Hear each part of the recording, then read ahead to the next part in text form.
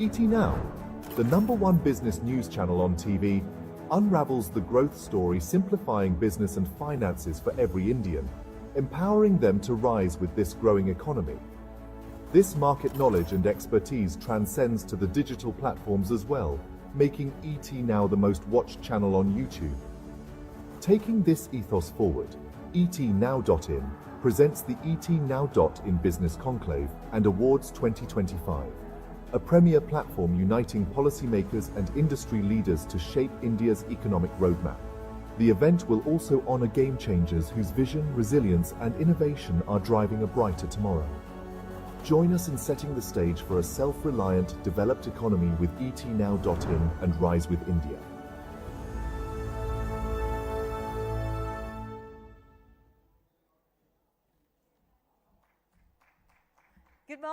Good morning, ladies and gentlemen, and good morning to our esteemed guests and to our valued partners. This morning, we're gathered here at the highly prestigious ETNow.in Business Conclave and Awards 2025, which are co-powered by Spacewood Office Solutions, where vision meets ambition and excellence is celebrated. This is a platform, ladies and gentlemen, where ideas are going to shape the future, and where leaders, policymakers, and industry pioneers such as yourselves have come together to chart the course of India's economic transformation. But I do want to take a moment to acknowledge the fact that this event could never come together without the support of an ecosystem of partners. So ETNow.in Business Conclave and Awards 2025 is powered by Spacewood Office Solutions. Our silver partner is Deliberate. Our home loan partner is LIC HFL. Our communication partner is OneXtel Communication. Our other communication partner is Primex Media Services. Our state partner today is Invest Madhya Pradesh. Another state partner, Uttarakhand Shasan. And our outdoor partners, the first of which is Heights Group and the second, Sapphire Media. And an education partner, Lingaya's Vidyapeeth. Our luxury car partner is Audi, and our retail pharmacy partner is Dava India. Our gold partner, lastly, is Hello Entrepreneurs. So in addition to thanking all of our partners, I especially want to thank all of you, because the combined wealth of knowledge in this very room assures me that we have a very exciting day of conversations ahead of us. With that, to set the tone for the day that lies ahead, if I could please invite on stage a very special guest, the President and the Chief Operating Officer of Times Network, Rohit Chadha. And he'll throw some light on how we're working towards the roadmap for accelerating India's economic trajectory. Huge round of applause for Rohit, please, once again. Thank you. Distinguished guests, industry and policy leaders, and dear colleagues. Welcome to the ETNow.in Business Conclave and Awards, a celebration of India's economic renaissance. We gather today at an extraordinary inflection point in India's growth trajectory, one that speaks volumes about our nation's tenacity, ingenuity, and transformative spirit. At Times Network, we have embraced our role as a digital pioneer. Through our platforms, TimesNow.in, ETNow.in, Times Now Bharat, Digit, Times Drive, Zoom, and more, we have cultivated a vibrant digital ecosystem reaching 150 million monthly users across 20 brands in 8 languages, with over 2 billion monthly video views. This digital footprint is not just our success story. It is a microcosm of India's digital prowess. The economic canvas before us paints a compelling picture. As we chart our course towards 2026 and beyond, India stands as a lighthouse of stability in choppy global waters. The data speaks volumes. The IMF, World Bank, and Deloitte forecast robust GDP growth between 6.5% and 7.3% over the next 2 fiscal years, positioning India ahead of both developed nations as well as emerging market peers. Our manufacturing sector is experiencing a renaissance, with high-value exports in electronics, semiconductors, and pharmaceuticals surging at 12 to 15% annually. The production-linked incentive scheme has attracted investments exceeding $25 billion, establishing India as the world's second-largest smartphone manufacturing hub. Friends, in this digital space, we are not following footsteps. We are blazing trails. Our IT-enabled services exports have shattered records at $254 billion in FY24, eclipsing merchandise exports for the first time. Our digital public infrastructure has democratized financial access for over 800 million citizens, paving the way for a $1 trillion digital economy by 2030. Our startup ecosystem tells an equally inspiring narrative. With 115 unicorns and growing, India attracted $42 billion in 2024 across sectors from fintech to cleantech. India's startup initiatives have nurtured 75,000 new ventures, generating 3 million jobs and catalyzing innovation. India is poised to emerge as a global AI powerhouse, with Accenture's projections suggesting AI could inject up to $957 billion into our economy by 2035, revolutionizing every sector from agriculture to aerospace. We're also witnessing an environmental awakening.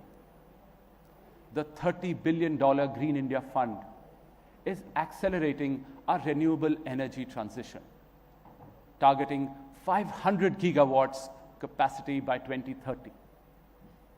Our National Hydrogen Mission aims to establish India as a global green hydrogen hub. Ladies and gentlemen, these achievements are not mere statistics. They embody the aspirations of 1.4 billion Indians. With 65% of our population under 35, we are looking at a demographic dividend worth $1.5 trillion. Skill India 2.0 is ensuring this young workforce is future-ready, equipped with expertise in AI, blockchain, and robotics. Today's conclave transcends a traditional business gathering. It is a testament to India's journey toward becoming a $10 trillion economy by 2035. We are here to celebrate excellence, exchange insights, and architect India's economic future. As we commence today's program, remember that each person in this room is integral to India's growth narrative, whether through digital innovation, sustainable practices, or economic leadership. We are all stewards of India's tomorrow. Thank you for being part of this watershed moment. Let the discussions begin, and may our deliberations today help forge a more resilient, prosperous India. Thank you.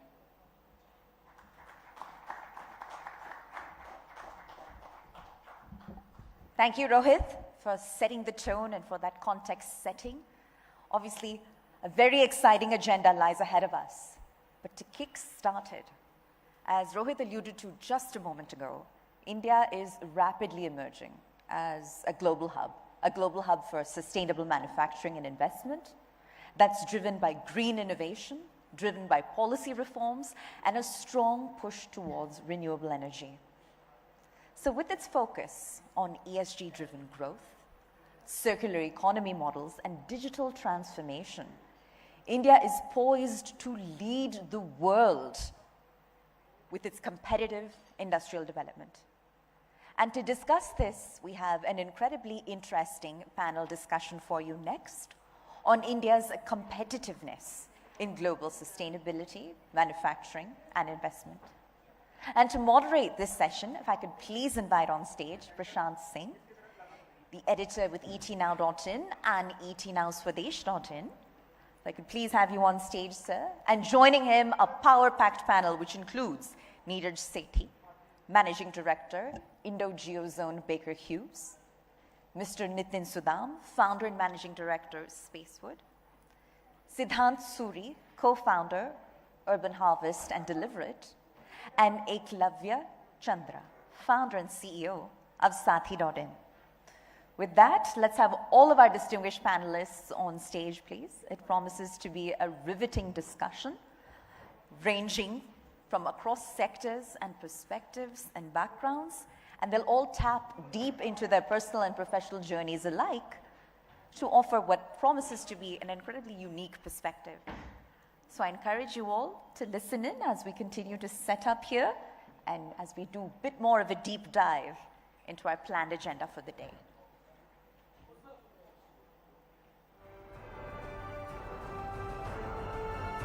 All right, we're about to set up. If I could ask the crew to speed it up a little bit, please. Thank you so much. Thank you, gentlemen.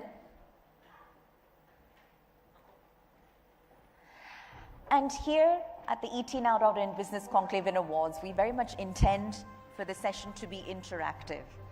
We encourage dialogue, we encourage debate and deliberation, even if it means differences of opinion. Because when we gather here in a single room, on a single platform and put our heads together, that's when the best ideas emerge. And we very much subscribe to that philosophy at etnow.in. Everything kickstarts ultimately with a conversation. All right, if I could hand it over to our panelists and ask that they please take the stage. All right, I'll re-invite them perhaps once more. Yeah, gentlemen, if we could please have all of you on stage. And we apologize for the slight delay here. But with that, Prashant, Neeraj, Nitin, Siddhant, and Eklavya.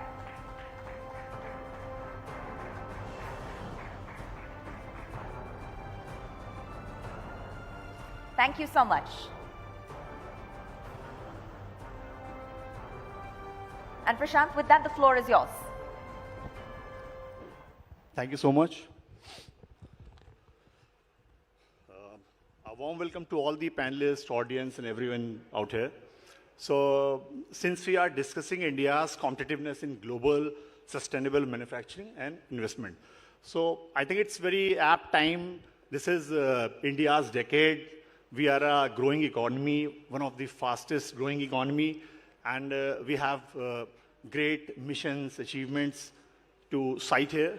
So I would like to begin with, first of all, that when we talk about manufacturing, there is a highly ambitious scheme by PM Narendra Modi, which is Make in India. So I would like to know from you guys, your learnings, your experiences, what are your experiences so far? What are the challenges? Do we need any kind of revision? What are the things we need to address in terms of Make in India campaign? You, please. Thank you, Prashant, and welcome to all the panelists as well. An honor to be here. So look, I will speak from the perspective of Baker Hughes, and I'll just give you a little bit of background. You know, we are an leading energy technology company.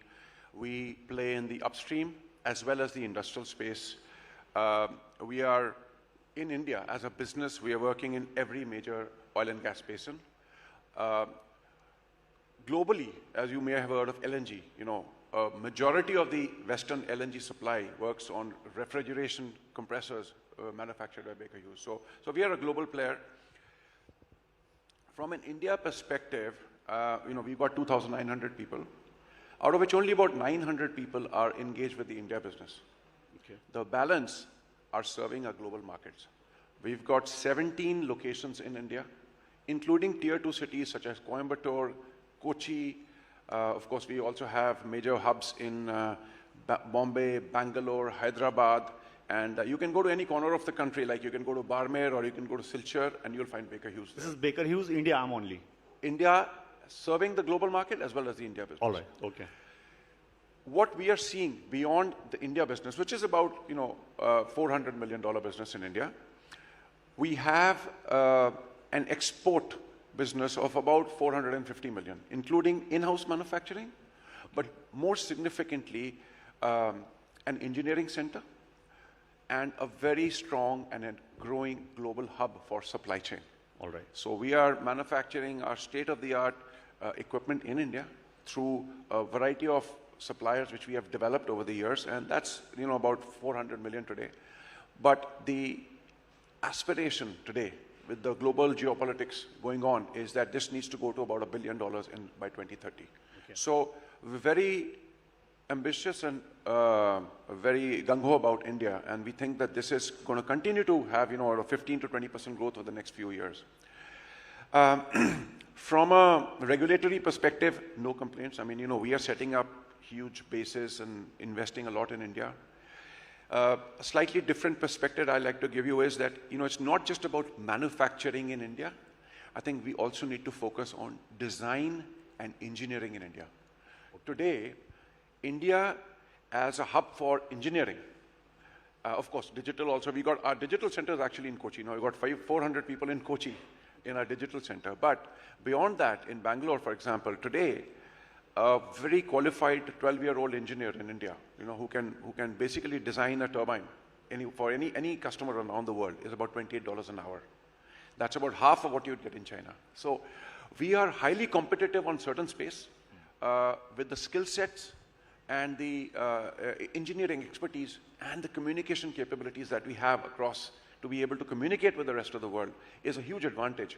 And so we should not just talk about manufacturing, traditional manufacturing, but also engineering in India. And design. Second thing you got to talk about is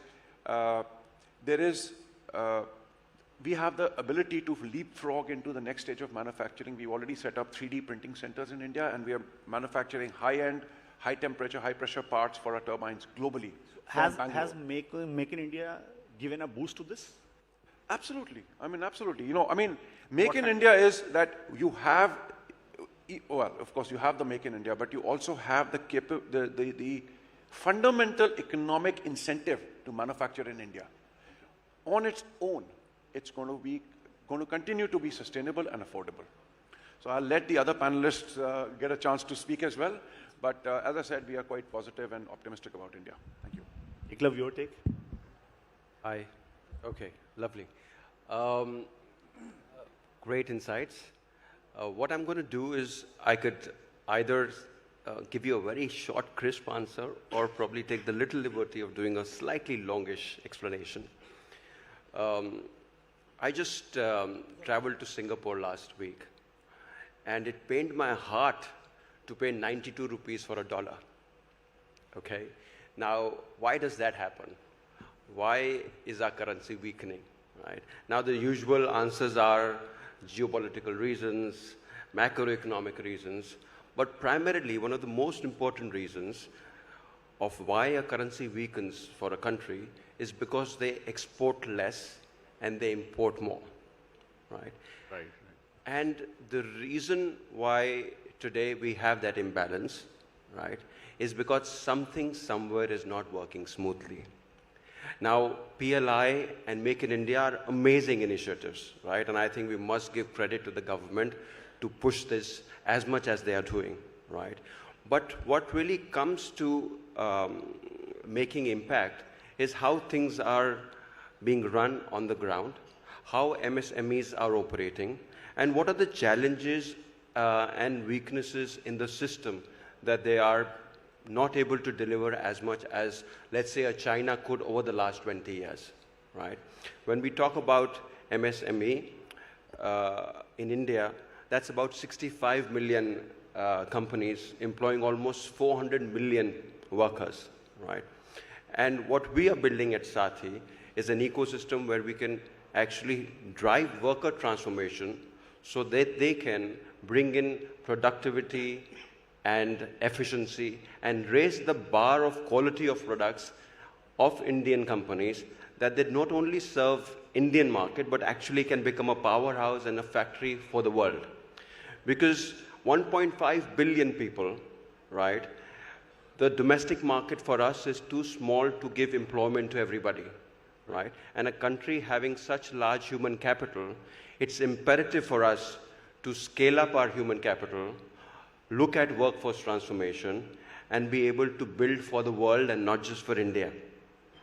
Now, when we talk about workers and where we are possibly lagging behind is about competence for the global markets. When we talk about competence for the global markets, we talk about productivity and the quality of product, right? But what we see really at the grassroots level in small industries, that these two important factors are not being able to met to the standards that we would want. And the main reason for that is that the workers that are working in these companies and factories and go-downs and large businesses, right, are informally skilled, right? They have never gone through vocational, technical skilling. And primarily, they are delivering what best they can deliver because of experiential learning and because of this lovely word that we call jugaad. Now, jugaad is by definition a short-term fix. But when jugaad becomes culture, that is a time when we really have a large problem at our hands, right?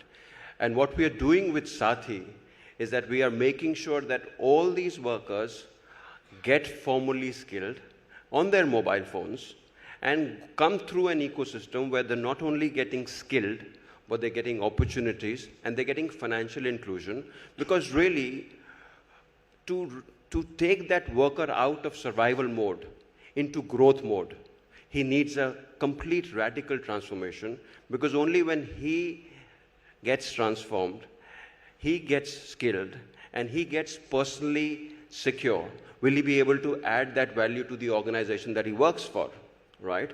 Otherwise, the poor worker today on our factory floors ends up working for either the money lender or the labor contractor, right?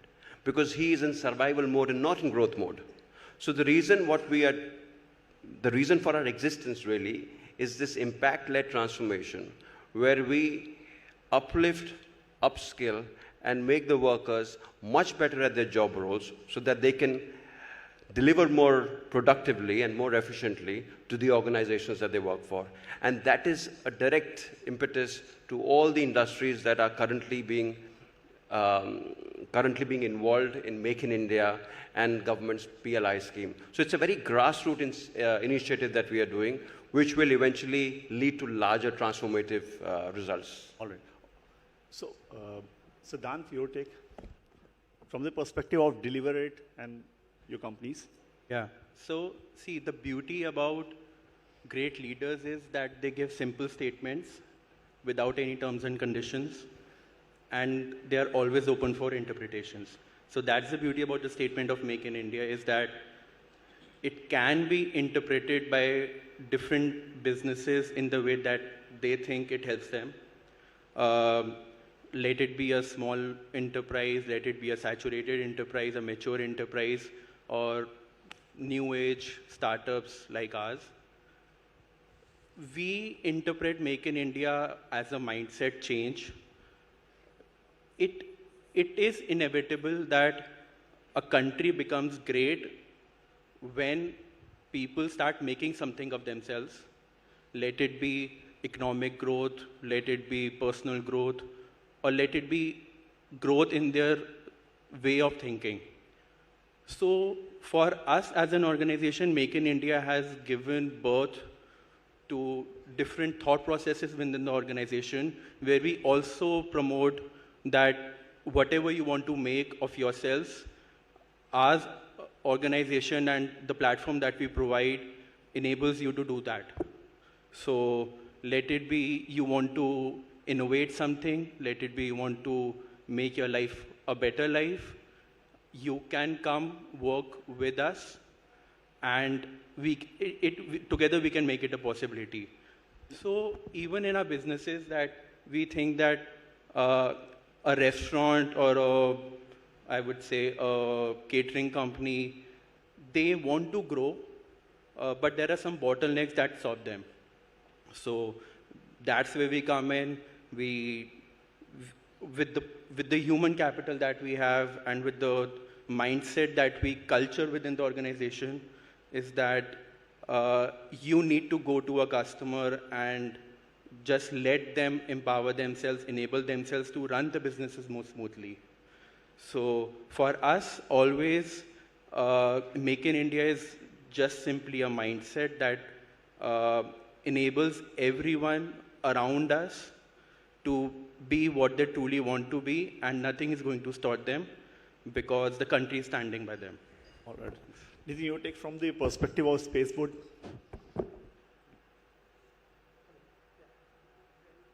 Mic is not on. Can you give me your mic? Yeah, that's fine. So thanks, Prashant. I think we have heard the tech and energy perspective, we have heard the human perspective and a startup perspective also. But probably we fit perfectly for the theme, which is Make in India, because we are from a manufacturing industry. So Spacewood primarily is into the business of making furniture, home furniture as well as office furniture, commercial furniture. We are one of the largest companies in India and growing very fast for last about 20 years. Now, the way I see is Make in India comes at a very right time, perfectly positioned for companies like us. Because if I see my perspective first as a furniture, probably India was always known to be very good in furniture in the olden days when there was, artisans, the manually made furniture, whether from Jaipur, Rajasthan or Uttar Pradesh. But probably we lost the edge after modernization, after things started becoming more industrialized. And all this furniture was taken over by the panel industry, which is supposed to be furniture made with machines. And that's where probably India lost edge. But then I think last couple of years, there has been huge impact after Make in India and probably government's initiatives earlier, like even GST. Because for furniture industry, logistics matters a lot because you are supplying across the country. And in a simple state border restrictions and different taxations. So even a change like GST, which happened a couple of years back, made a huge impact. And now what's happening is the new initiatives which are coming in form of incentives, PLI incentives. There are PLIs for making furniture hubs. You have a lot of ancillary industry. Typically learning from the experience of China, what government has also said is unless you develop infrastructure of allied industries, then only probably the industry can really flourish. And that's what is being targeted now. So that's happening in India. For especially medium and small scale industries, the limits are being raised. There are really very, very good schemes. I mean, those who want to genuinely work towards it, I think the schemes are excellent. Yes, financially, probably there can be something more done, but those who have done good business, I think there are enough investors who are coming forward to help the industry. So all in all, I think it's a very golden time. And like Eklo rightly said, I mean, why the country is going through currency problem is because if you are going to make less and import more, obviously we're going to have problems. But now I think there is a substantial change in Make in India. We have been able to almost make at par world products. Probably government is also helping in terms of establishing quality standards through BIS schemes, whereby the import of probably low cost and low quality furniture is going to be arrested. So I think all in all, there is a very good times, and for the industry who wants to genuinely make an impact, I think this is absolutely right time. So I am very bullish on Make in India program, and I think we are going absolutely right in terms of the schemes. So bullish on Make in India program, that's the key takeaway. So with this, when we talk about Make in India as a manufacturing hub, over the recent years, have you noticed any changes when we say that ease in doing business? Since you represent a global perspective at Baker Hughes, so what is your take on this? So I think a couple of things that were mentioned about GST, about regulation. I think those things have helped a great deal. The other thing from our perspective, right, is that there is a lot of focus on recognizing what we have and recognizing what we don't have. In order to enable the Indian, and I don't want to spend too much time, but maybe, there'll be other aspects of it. One aspect I want to highlight is that there are a couple of things that are really good about India. One is that for heavy industries and for technology-focused companies, and I don't mean just digital technology, there is a very good ecosystem of public sector enterprises in India. And they're cash rich, they're very well run, and they offer a long-term business to companies like us to develop their business for the local companies and develop products for global markets. Secondly, there is a recognition that there are certain technologies we don't have, and then we have to to establish our presence in India and to use those technologies to produce more products. We need certain incentives. For example, we import a lot of our equipment custom duty free, and the government has a scheme for that. And it's a very progressive and a very well laid out scheme, so that we can actually participate in the Indian economy without breaking the bank, and the country benefits from this. It also allows us to partner with large public sector companies to create an ecosystem where we can jointly develop those partnerships. And India has a great, especially public sector companies have a very good framework for contract compliance, integrity, and long-term partnership. So I think this is a really great ecosystem for India to develop, technology-based products, services, and capabilities for the future. Conclave, you want to add something from the perspective of Seithi.in? It's okay. Yeah. No, I think the government is doing its part, but I always believe more is possible, right? In the last 50 years, we've made this transition from moving to being the 50th or the 60th largest economy in the world to now the 5th largest economy in the world, right? It's been a great progressive journey, but why look at the past when you must look at the future? And the journey from being the 5th largest to number 1 or number 2, I think we need to do a lot more. We need to look at models which have worked globally. We need to look internally at our own self. We need to look how digital transformation is sweeping the world. Any country's model that you want to cite here? Well, I'm a great fan of the Chinese model, right? I may not subscribe to all that they do, but it's a reality that in the last 50 years, both China, if you look back, about 50 years or 60 years back, we were both at the same level. For China, this is just manufacturing or overall perspective? I think manufacturing is an extremely important part for any country which has the population size that we have.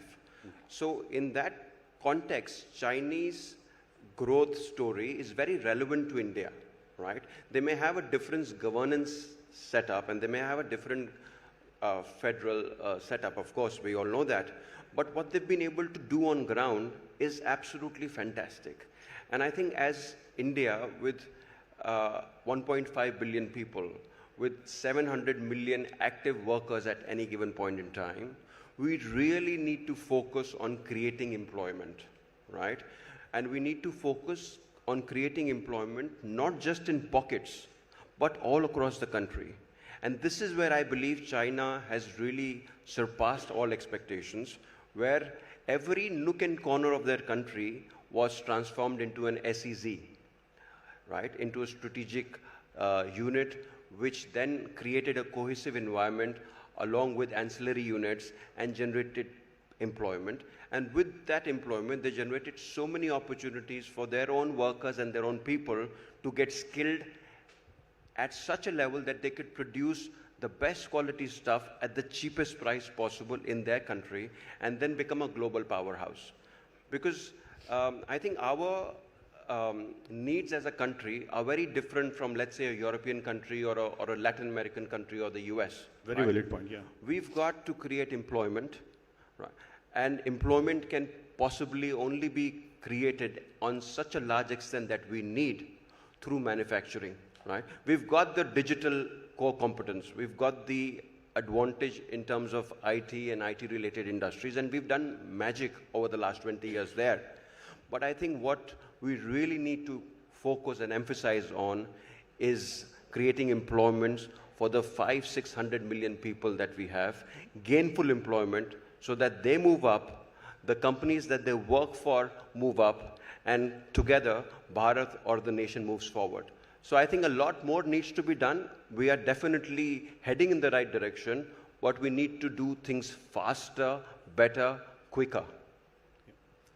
Siddhant, has it, this ease of doing business helped in procurement and other things when it comes to deliver it and everything? See, with Make in India, when collaborated with the mindset of manufacturing, creates a good quality of employment. That's what India needs, a good quality rather than quantity. With quality employment, you can actually enable other quantity, the people who have a mindset of quantity employment to get converted into quality. Until and unless the country has that, China has quality employment where people have work ethics. They know what, the moment they enter the shop floor or the factory floor, they know what they have to do. You can ask a person who's working 10 years in a company in India and he still would not know what his KRA is. In China, day one, they would know what they have to do because that's the mindset that they have. So when manufacturing is in India, with the talent, the quality of talent that we have and the access to information that we have right now, enables people to innovate. For example, in our company, we are investing a lot on automation, on robotics, with the intention of not to replace humans, but to generate quality within themselves so that they know what they have to do.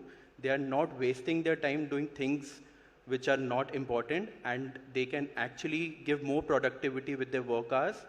And once they give productivity within the work hours, they feel that they have contributed something to the organization or to themselves. Yeah. Nitin, your take? Yeah, I think from ease of Make in India or business, I see two perspectives. One, if you really see last few decades, West maintained their dominance on probably technology and maybe IP protection rights, and they left manufacturing to so-called third world, Asian countries and yeah. But now they are realizing partly the mistake. Probably the manufacturing powerhouses are becoming now economically much more sound, and that's why now West wants to again bring back manufacturing. Probably we are at the center stage. We are a right combination of technology, manpower. Probably down the line few years, India is going to enjoy the best demography in the world because the kind of population that we have. Because for whatever good bad reason, we didn't have population control. But probably today we have the best of the working force in the country available, which in another 20 years is going to be the most important country in the world, having the best suited talent for manufacturing. So now all we need to do is take these advantages to the right. And I think what we have now, India journey has started, is on a perfect time now. If we do our acts right now, if we leverage our IT, the proficiency which Indian engineers have in IT, and the manufacturing which has started emerging now, and the demographic population that we have, so if we make right use of it, and to add to the catalyst, the schemes which are being offered by the country, probably we are going to be one of the best suited country in the world to leverage this environment now. That's what I perfectly feel. All right, so we discussed Make in India, ease of doing business. Now time is telling me that time is up. We are already running short of time. It's already out. So just one line, India as a global investment destination, top challenge we need to address. One line statement from everyone as a closing. Accelerate execution on the ground. Our aspirations are phenomenal. All we need to do is accelerate execution on the ground. Accelerate execution on the ground. Your take, please.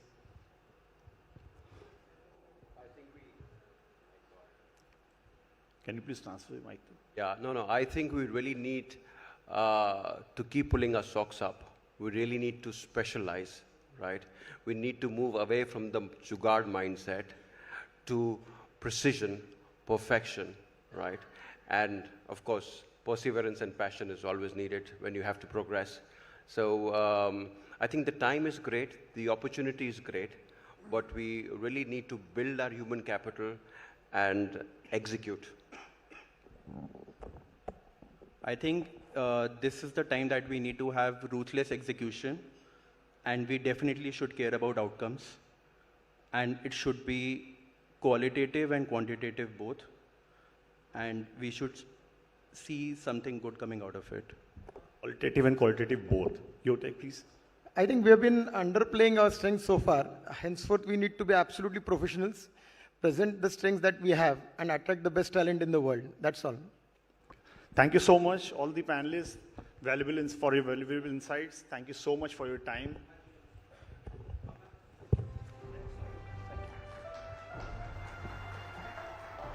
Thank you, gentlemen. And Prashant, I ask that you please join us in offering a token of appreciation to all of our panelists as our symbol of gratitude for being here, for sharing your insights.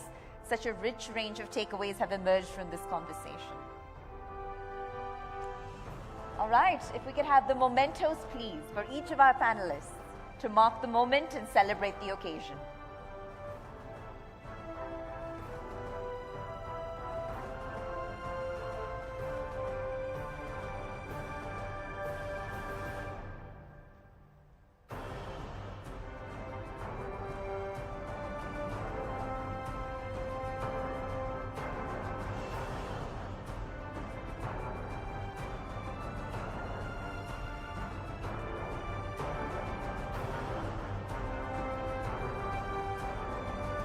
Sparing your time and your insights to be here is very much valued, and I want to reiterate how thankful we are at etnow.in.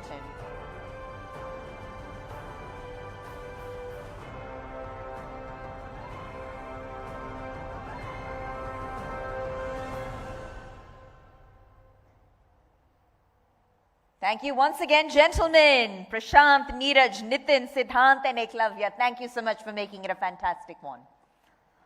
All right, and now we'll move on. Ladies and gentlemen, we have with us a very distinguished guest. Without further ado, Dr. Jitendra Singh. He's the Union Minister of State, Science and Technology, Earth Sciences. He's the Minister of State, Prime Minister Office, Atomic Energy and Space. He truly needs no introduction, but we're extremely privileged to have him give us a special fireside chat about why space economy is vital to the $5 trillion goal of ours. It's a riveting topic. It's one that is sometimes misunderstood. But today, we're fortunate enough to be joined by the man who will demystify and separate fact from fiction as to the journey that lies ahead.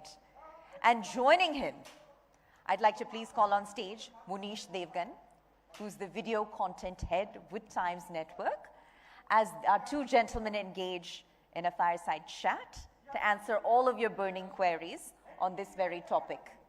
All right. So, ladies and gentlemen, with that, let's sort out our setup very quickly, please, so we can have our two gentlemen on stage that the audience is waiting to hear from. All right, and with that, ladies and gentlemen, I believe that we're ready. We're ready to dive right into the next session. We appreciate your continued patience. So with that, Dr. Jitendra Singh is in the house. Once more, ladies and gentlemen, huge round of applause. Kindly have you on stage, sir. And joining him, Munish Devgan.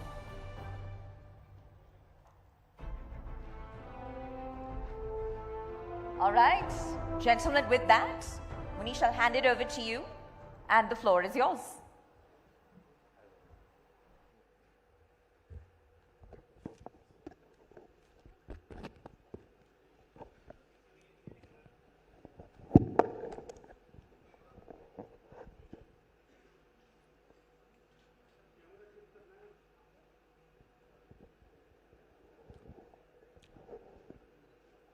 Modi सरकार जब से सत्ता में आई है तब से एक मंत्री जो जम्मू कश्मीर से आते हैं उनकी ईमानदार छवि, उनके काम की खूब तारीफ होती रही है।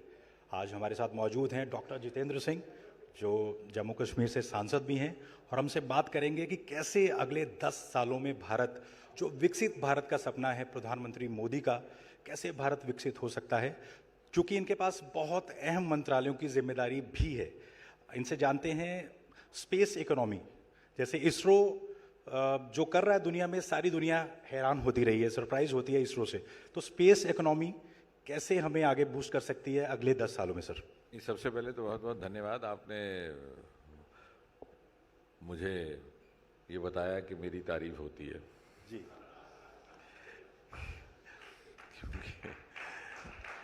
क्योंकि राजनीति में ये इतनी सी बात भी सुनने को कई बार बहुत दुर्लभ समझा जाता है.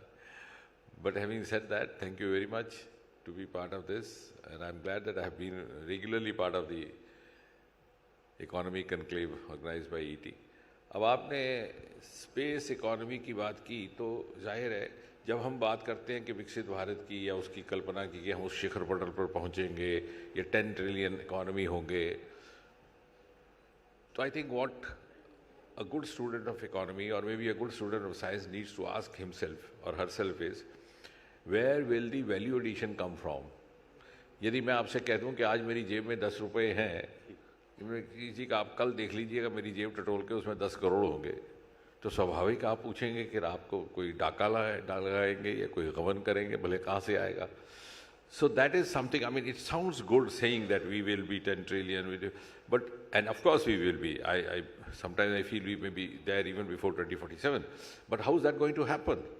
That is something that's not deeply dwelt into.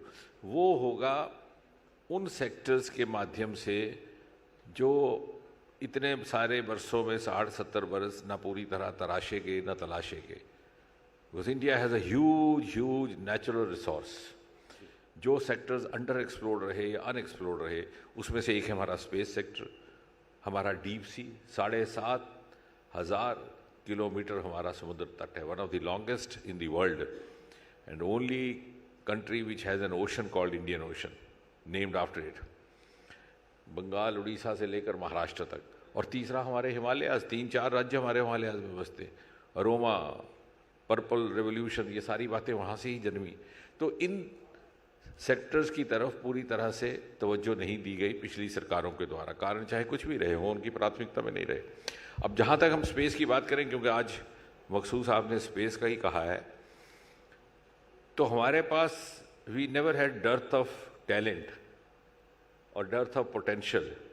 प्रतिभा भी थी, योग्यता भी थी, काबिलियत भी था, मेहनत करने का मादा भी था, आंखों में सपने भी थे, दिल में अरमान भी थे. आप देखिए पुरानी तस्वीरें आर्काइव्स में, सारा भाई अपना सामान बाईसाइकिल पर लेकर के चलते थे. तो उसका अर्थ ये हुआ कि साधनों का अभाव था. तो जो अनुकूलता नीति निर्धारकों के द्वारा या राजनीतिक नेतृत्व के ओर से अपेक्षित होती है, उसमें अभाव था.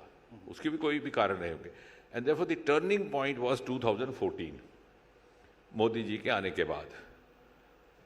और वो कैसे हुआ? I think that's a case study we must understand, because the rest of the world is actually trying to understand how it's happened. There's a quantum jump in the last few years. हमने space को और जैसे atomic energy को भी एक गोपनीयता के पर्दे में बंद रखा था. अगर कोई श्रीहरिकोटा के फाटक को झांक लेता तो उसकी रिपोर्ट हो जाती पुलिस में. और जब मैं पहली बार गया तो वहाँ पे हमारे मित्र ही थे डॉक्टर राधाकृष्णन, जिनको फादर ऑफ मंगलयान कहते, तो वो मुझे रात को कहने लगे कि मैं आपको डॉक्टर साहब एक ऐसे स्थान पर ले जाऊंगा जहाँ पे मेरे साइंटिस्ट भी नहीं जा सकते, एब्सोल्युटली फॉरबिडन. क्योंकि सुबह वहाँ एक लॉन्चिंग होने वाली थी 4 बजे, तो वो 12 बजे के करीब ले गए. तो मैंने उनसे कहा, मैंने कहा Radha, I made a principle to try to learn one new thing every day. What I learn tonight is that to reach this spot, either one has to be as eminent a scientist as you are or as जुगाड़ू as I am to accompany you. लेकिन फिर मैंने कहा कि इसकी वजह क्या है, इसका कारण है. बोले नहीं साहब, ये रिवायत है, ये डिपार्टमेंट्स बड़े कॉन्फिडेंशियल होते हैं. बट विल यू बिलीव, जब ये बात पीएम मोदी के आगे रखी गई, he allowed us to open. On the space very famously reported, the media very famously reported, the space is unlocked by Prime Minister Modi. आज आलम ये है कि कोई भी लॉन्चिंग होती है, 5-6-10 हज़ार वहाँ दर्शक रहते हैं, स्पेक्टेटर्स जी, और 1500-1600 मीडिया वाले रहते हैं. यानी वो स्थान जो 4-5 बरस तक फॉरबिडन था, लोगों ने देखा तक नहीं था कि यहाँ क्या हो रहा है. और साथ ही साथ हमारे जो सुबह मॉर्निंग वॉकर्स हैं, जब गायबाना गप लगाते हैं तो वो हमारा मुकाबला करते थे नासा के साथ कि साहब वो देखिए वो कहाँ पहुँच गए, ये क्या कर रहे हैं. लेकिन वो ये भूल जाते थे, या उनको शायद बताया नहीं जाता था कि NASA never dependent on government. उनका most of the resource was non government. पहली बार प्रधानमंत्री मोदी ने हमें जब अनुमति दी, we opened it up to the private sector, और then the journey started just about 4-5 years back. और पहले ही साल जब ये नया स्पेस रिफॉर्म आया, प्राइवेट पार्टिसिपेशन को अलाउ कर दिया गया, तो पहले 7-8 महीने में ही 1000 करोड़ से अधिक निवेश हुआ प्राइवेट सेक्टर का। देखते ही देखते एफडीआई की भी अनुमति हो गई, और फिर एक स्ट्रक्चर्ड तरीके के साथ इसको प्राइवेट के साथ जोड़ा गया। उदाहरण के तौर पर सबसे पहले NSIL नाम की एक PSU बनाई गई, new national space India limited.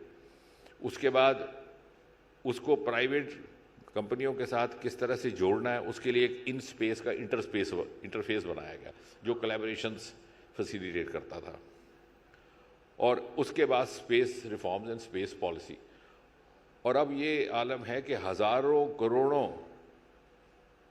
की संख्या में वहाँ पर निवेश हो रहा है, एफडीआई भी हो रहा है, और भिन्न भिन्न प्राइवेट सेक्टर से। हमारे जो पहले जनरेशन के स्टार्टअप्स थे वो तो अब बड़े एंटरप्रेन्योर्स बन गए।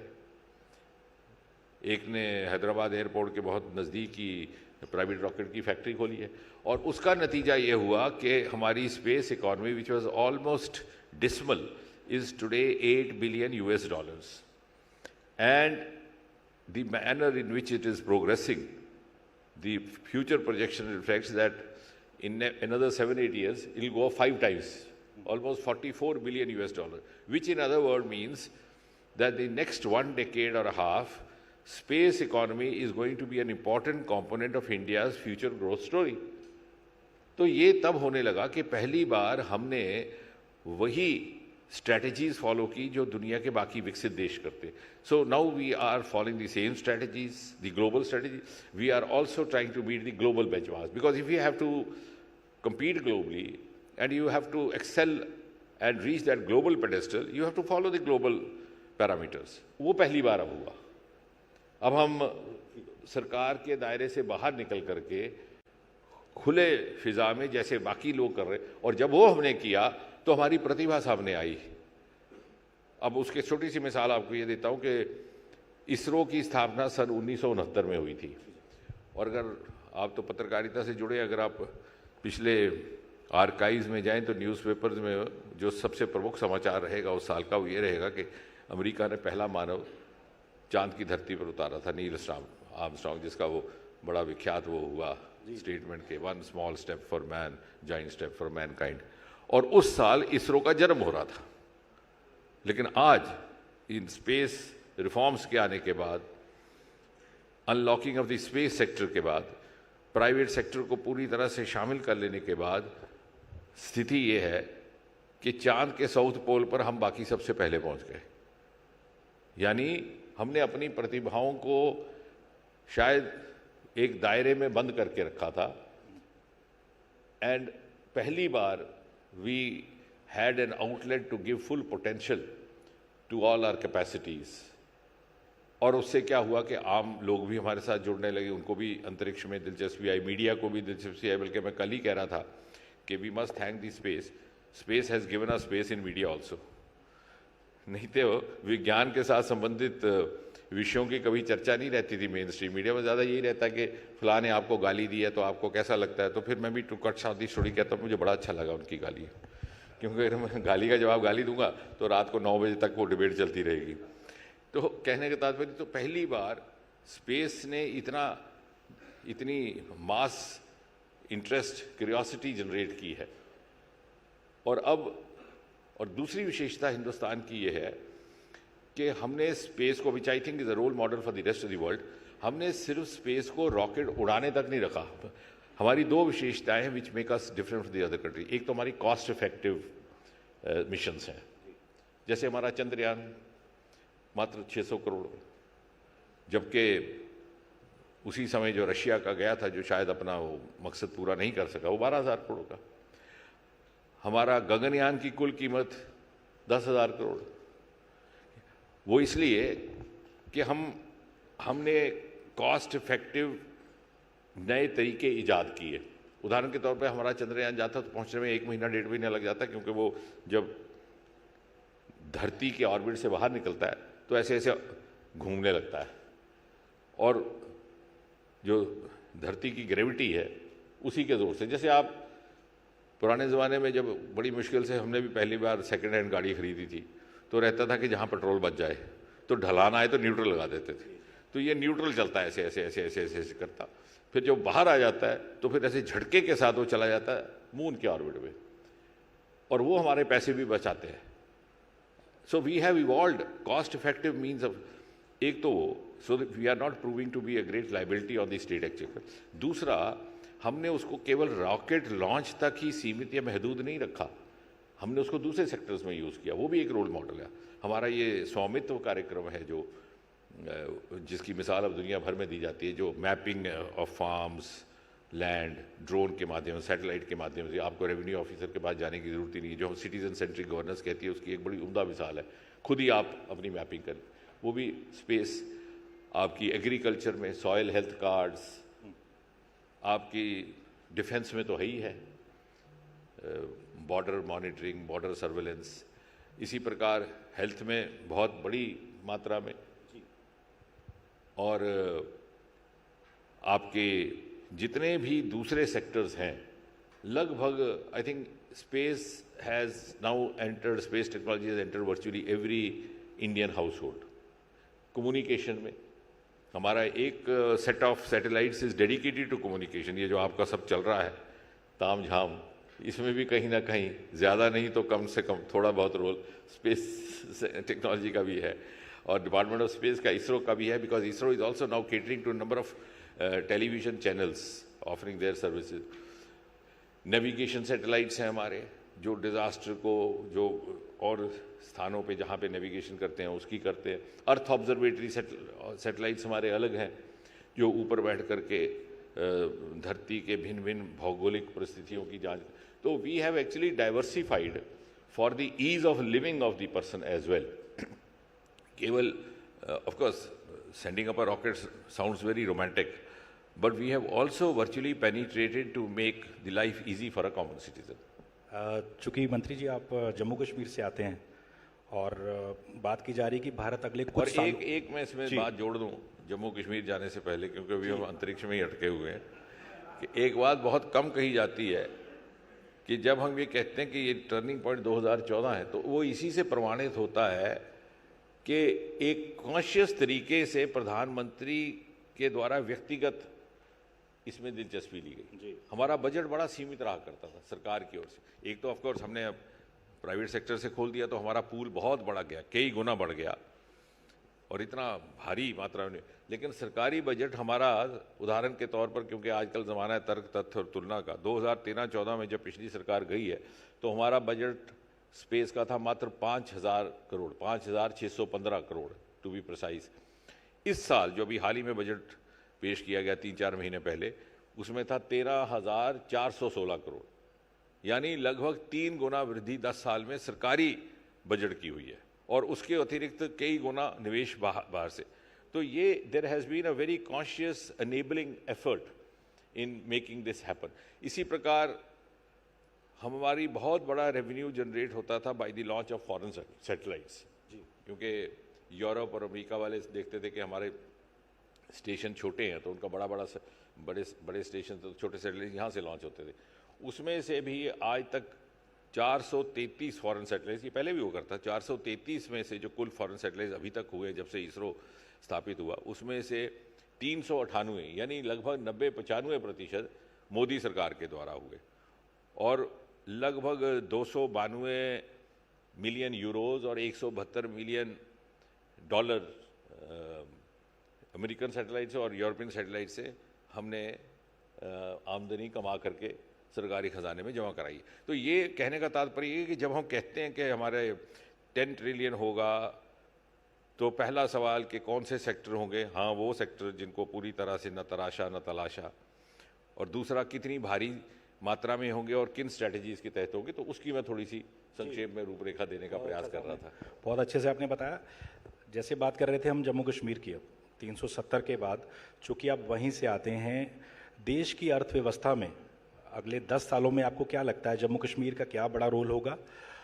क्या स्टार्टअप कोई वहाँ जाना चाहे, निवेश करना चाहे, उसके लिए कितनी आसानी है? और कैसे आम लोग भी वहाँ जाके अब ज़मीन खरीद सकते हैं और टूरिज़्म को कैसे बढ़ावा दिया जा रहा है। एक चीज़ साथ में और जोड़ देते हैं कि अब तस्वीरें आती वहाँ से, फिल्में लोग देखने जाते हैं, सिनेमा हॉल खोल दिए गए हैं। पहले तस्वीरें आती थी पत्थरबाजी की, तो कैसे ये सारा बदलाव, चूँकि आप शुरू से मोदी सरकार के साथ जुड़े हुए हैं और अब तक क्या क्या हुआ बताइए ज़रा। नहीं, बहुत बढ़िया सवाल किया और आपके जो पिछले विषय के साथ जुड़ता है ये कि भारत की अर्थव्यवस्था में और वहाँ विकसित भारत में क्या इसकी भूमिका रहेगी। तो जैसे मैं कह रहा था अपने आरंभिक वाक्य में कि वो क्षेत्र, वो सेक्टर जो पूरी तरह से एक्सप्लोर नहीं हुए, उनके द्वारा वैल्यू एडिशन होगी। बाकी बहुत सारे राज्य ऐसे हैं जो सैचुरेशन पॉइंट तक पहुँच गए, लेकिन ये जो हमारे हिमालयन राज्य हैं, जिसमें जम्मू कश्मीर भी है, अरुणाचल भी है, उत्तराखंड है, हिमाचल प्रदेश है, इनके जो आवार सोर्सेज हैं उनको कभी नहीं तलाशा गया, वो पहली बार होने लगा।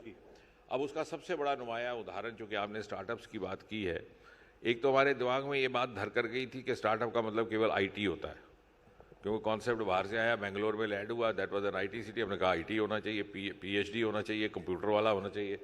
वो भ्रम भी जाता रहा इन्हीं हिमालयन राज्यों से, और जम्मू कश्मीर ने देश को एक नया कॉन्सेप्ट, एक नई कल्पना दी एग्री स्टार्टअप्स की, लेवेंडर स्टार्टअप्स की, और पर्पल रेवोल्यूशन, बैंगनी क्रांति, जिसका जिक्र देश भर में किया जा रहा है। मोदी जी ने मन की बात में बड़ी विस्तृत उसकी चर्चा की।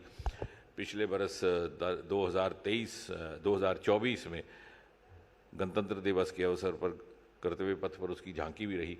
लगभग 3000 स्टार्टअप देखते ही देखते 2-3 साल में जुड़ चले हैं, और हमारे मंत्रालय ने 2018-19 में अरोमा मिशन प्रारंभ किया था। अब ये अरोमा मिशन से जो इकॉनमी जनरेट हो रही है, जो रोज़गार जनरेट हो रही है, ये वैल्यू एडिशन कर रही है, क्योंकि ये सेक्टर वहाँ नहीं, और ये सेक्टर सारा इन राज्यों में बसता है जो हिमालय की गोद में रहते हैं। तो ये इसकी रहेगी। दूसरा, टूरिज़्म, आपने ठीक कहा कि लंबा एक दौर चला आतंक का, जिससे 25-30 वर्ष, लेकिन उसमें एक बहुत संतोषजनक बात यह है कि मैं तब भी कहा करता था कुछ साल पहले भी कि जो आम व्यक्ति है, आम नागरिक है कश्मीर घाटी का, श्रीनगर के गली कूचों पे चलने वाला आम नागरिक, वो तब भी ये चाहता था कि अमन बहाल हो, लेकिन किन्हीं कारणों से वक्त लगा। उसमें राजनीतिक कारण भी होंगे। जब 370 का हटाना हुआ, जब निर्णायक नीति अपनाई गई मोदी सरकार द्वारा, तो उसमें परिस्थितियों में परिवर्तन आया, और वहाँ पर भी एहसास हुआ कि 3 पीढ़ियाँ परवान चढ़ गईं बच्चों की, और वो मिथ भी एक्सप्लोड हो गया, वो तथाकथित आज़ादी और इत्यादि इत्यादि। वहाँ लोगों को भी समझ आ गया कि यार ये तो हमें गुमराह करने के लिए किया जा रहा था। तो ये सारी बातों ने मिल करके एक नई फिज़ा वहाँ पर पैदा की, और ये कोई मामूली बात नहीं कि 2.5 करोड़ पर्यटक एक सीज़न में आए। और मैं एक दिन कहीं और महफिल में भी यही बात कह रहा था कि जब हम कहते हैं कि अब स्थिति सामान्य हुई है, तो मेरे कहने से यकीन ना किया जाए। आजकल को तो ज़माना ऐसा है कि you have to be evidence पे, आपके कहने से ना किया जाए, सरकार के कहने से ना किया जाए। हमारा सबसे बड़ा प्रमाण पत्र, टेस्टिमोनी है वो टूरिस्ट। अगर कोई व्यक्ति ये फैसला करता है कि इस साल की छुट्टियां मनाने उसने अपने परिवार को लेकर के कहीं कश्मीर जाना है, कहीं भी जाना है, तो वो ना आपकी बात पे एतबार करेगा, ना मेरी बात पर, ना मीडिया की। वो फ़ोन लगाएगा अपने किसी कुलीग को, किसी साथी को, किसी विभाग का आप लगाएंगे, वहाँ जो आपके इकोनॉमिक टाइम्स से जुड़े हुए आपके प्रतिनिधि होंगे उनके साथ, कोई टाइम्स ग्रुप के लोगों से, भैया ऐसा है, मेरे बच्चों को लेकर आना है, महफूज है कि नहीं। मीडिया वाले तो कह रहे हैं, सरकार वाले तो कहते हैं, वो मीडिया सरकार वाले तो कहते ही रहते हैं, और मीडिया वाले भी आजकल सरकार की बात करते हैं, लेकिन तुम बताओ असल क्या है। फिर वो जब कहेगा, तो आप जब बच्चे लेकर पहुँचेंगे, तो वो मेरे लिए सबसे बड़ी टेस्टिमोनी है, और वो हो रहा है। क्योंकि पिछले बरस क्या हुआ कि होम टूरिज़्म भी एग्जॉस्ट हो गया। हालांकि कश्मीर में रिवायती तौर पर होम टूरिज़्म का कॉन्सेप्ट नहीं था, नॉर्थ ईस्ट में था, मेघालय में था, क्योंकि यहाँ पर दूसरे विकल्प है, हाउस बोट में रहना, झील के किनारे रहना, तो इस पहाड़ों में ट्रैकिंग करनी। लेकिन इतना अधिक संख्या में टूरिस्ट आया, और 8, 10, 15, लगभग 30 वर्ष में कोई नया इंफ्रास्ट्रक्चर विकसित नहीं हो पाया था, नए होटल नहीं बन पाए थे।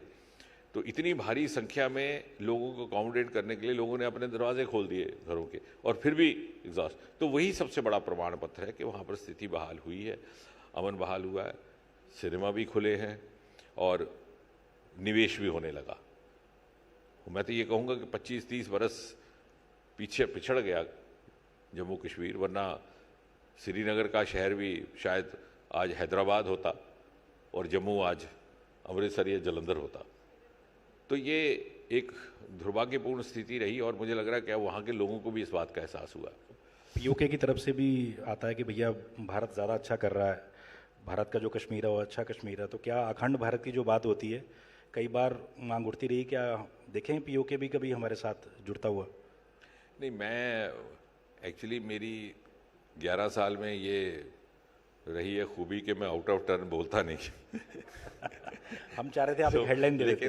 लेकिन एक बात मैं कहूँगा without sounding out of turn कि सन 1994 में जो एक प्रस्ताव पारित किया गया था हमारी सदन में, तब सरकार भारतीय जनता पार्टी की भी नहीं थी, कांग्रेस नरसिम्हा राव जी की थी। उसमें ये बड़ा स्पष्ट तरीके से अंकित किया गया है कि if at all there is an issue between India and Pakistan, it is that of how to retrieve back Pak-occupied Jammu Kashmir, which is an integral part of India. तो ये सदन का पारित किया प्रस्ताव है, उसमें भारतीय जनता पार्टी तब विपक्ष में थी और सर्वसम्मति से वो प्रस्ताव पारित हुआ था। तो मुझे लगता है कि ये तो स्टैंड एक सरकार का भी है, लोग जनता का भी है, सदन का भी है। और यदि वहाँ कोई सर्वे किया जाए वहाँ के लोगों का, वो तो मन ही मन चाहते ही हैं कि जो उस वहाँ की परिस्थितियाँ कि जो वो तुलना करते हैं कि कहाँ भारत में कहाँ तक हम पहुँच गए। और कभी कभी एक बहुत बड़ी विडंबना ये भी है कि जम्मू कश्मीर बंटवारे की वजह से इस तकसीम का शिकार नहीं हुआ। बंटवारा जब हुआ था तो रेड क्लिफ लाइन खींची थी, तो पंजाब और बंगाल सबसे ज़्यादा, और उत्तर भारत में ज़्यादातर पंजाब को उसका फ़र्क पड़ा। वो फिरोज़पुर से वो लाइन कट गई, जो अटॉर्नी रेड क्लिफ आए थे उन्होंने किया। जम्मू कश्मीर का वो किस्सा नहीं है, जम्मू कश्मीर तो था ही भारत का हिस्सा। ये तो आज़ादी के बाद हमला हुआ वहाँ से, और जब हमारी सेनाएं लगभग उसको रिट्रीव करने की कतार पर खड़ी थी, तो तत्कालीन प्रधानमंत्री नेहरू जी ने जाकर के आकाशवाणी से घोषणा कर दी कि यूनिलैटरल सीज फायर, मंत्रिमंडल से परामर्श भी नहीं किया, जिसके बारे में अभी तक विवाद बना हुआ है। तो इसलिए वो हमारा हिस्सा चला गया। तो इसलिए राजनीतिक तौर से भी और ऐतिहासिक तौर से भी एक बहुत बड़ा कॉन्ट्रडिक्शन है पीओजे की। चलिए बात करते हैं दोबारा से अर्थव्यवस्था की। प्रधानमंत्री मोदी का सपना है मेक इन इंडिया। आपके पास बहुत अहम मंत्रालय हैं, तो कैसे हम चीन का मुकाबला कर सकते हैं, जो बड़ी बड़ी कंपनियां दुनिया में कहीं और ना जाके भारत में निवेश करें? क्या सोचते हैं डॉक्टर जितेंद्र सिंह? नहीं, मैं समझता हूँ कि चूँकि हम स्पेस की बात करें तो स्पेस भी अपने में उदाहरण है, आत्मनिर्भरता का भी है, इंडिजिनस भी है, मेक इन इंडिया भी है और विकसित भारत भी है। हमारा जो चंद्रयान है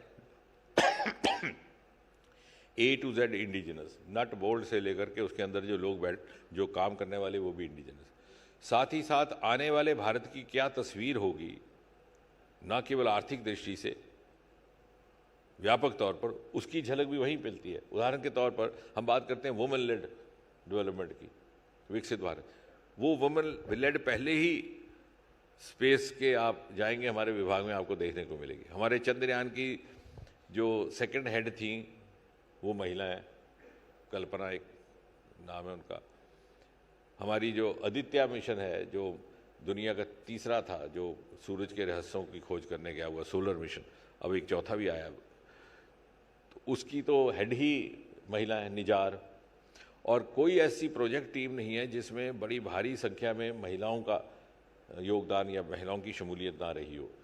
और अगर आप बात करते हैं, और अभी भी जो हमारे जितने भी गए, अभी जो स्पेडेक्स हमारा लेटेस्ट गया जिसमें डॉकिंग और अनडॉकिंग होने वाली, जिसमें वो जुड़ता है और फिर अलग से हो जाता है, कभी किसी ने कल्पना नहीं की थी कि भारत में इस तरह की क्षमता आ सकती है। आज वो स्थिति है कि दूसरे देश हमसे पूछ रहे हैं, और ना सिर्फ हम आत्मनिर्भर हैं, इंडिजिनस हैं, बल्कि दूसरे हम पर निर्भर करने की इच्छा व्यक्त कर रहे हैं। उसके मैं दो आपको छोटे से उदाहरण देता हूँ। पिछली बार जब प्रधानमंत्री मोदी डीसी गए थे, वाशिंगटन डीसी, तो राष्ट्रपति बाइडन थे वहाँ पे, तब वहाँ से भी ये पेशकश आई थी कि अगली बार जब इंटरनेशनल स्पेस स्टेशन पे जाया जाए तो भारत मूल का भी कोई व्यक्ति हो। और अब उसकी तैयारी हो गई है। हमारे ग्रुप कैप्टन शुक्ला उसके लिए प्रशिक्षित भी हैं और उनका लगभग नाम भी तय किया गया।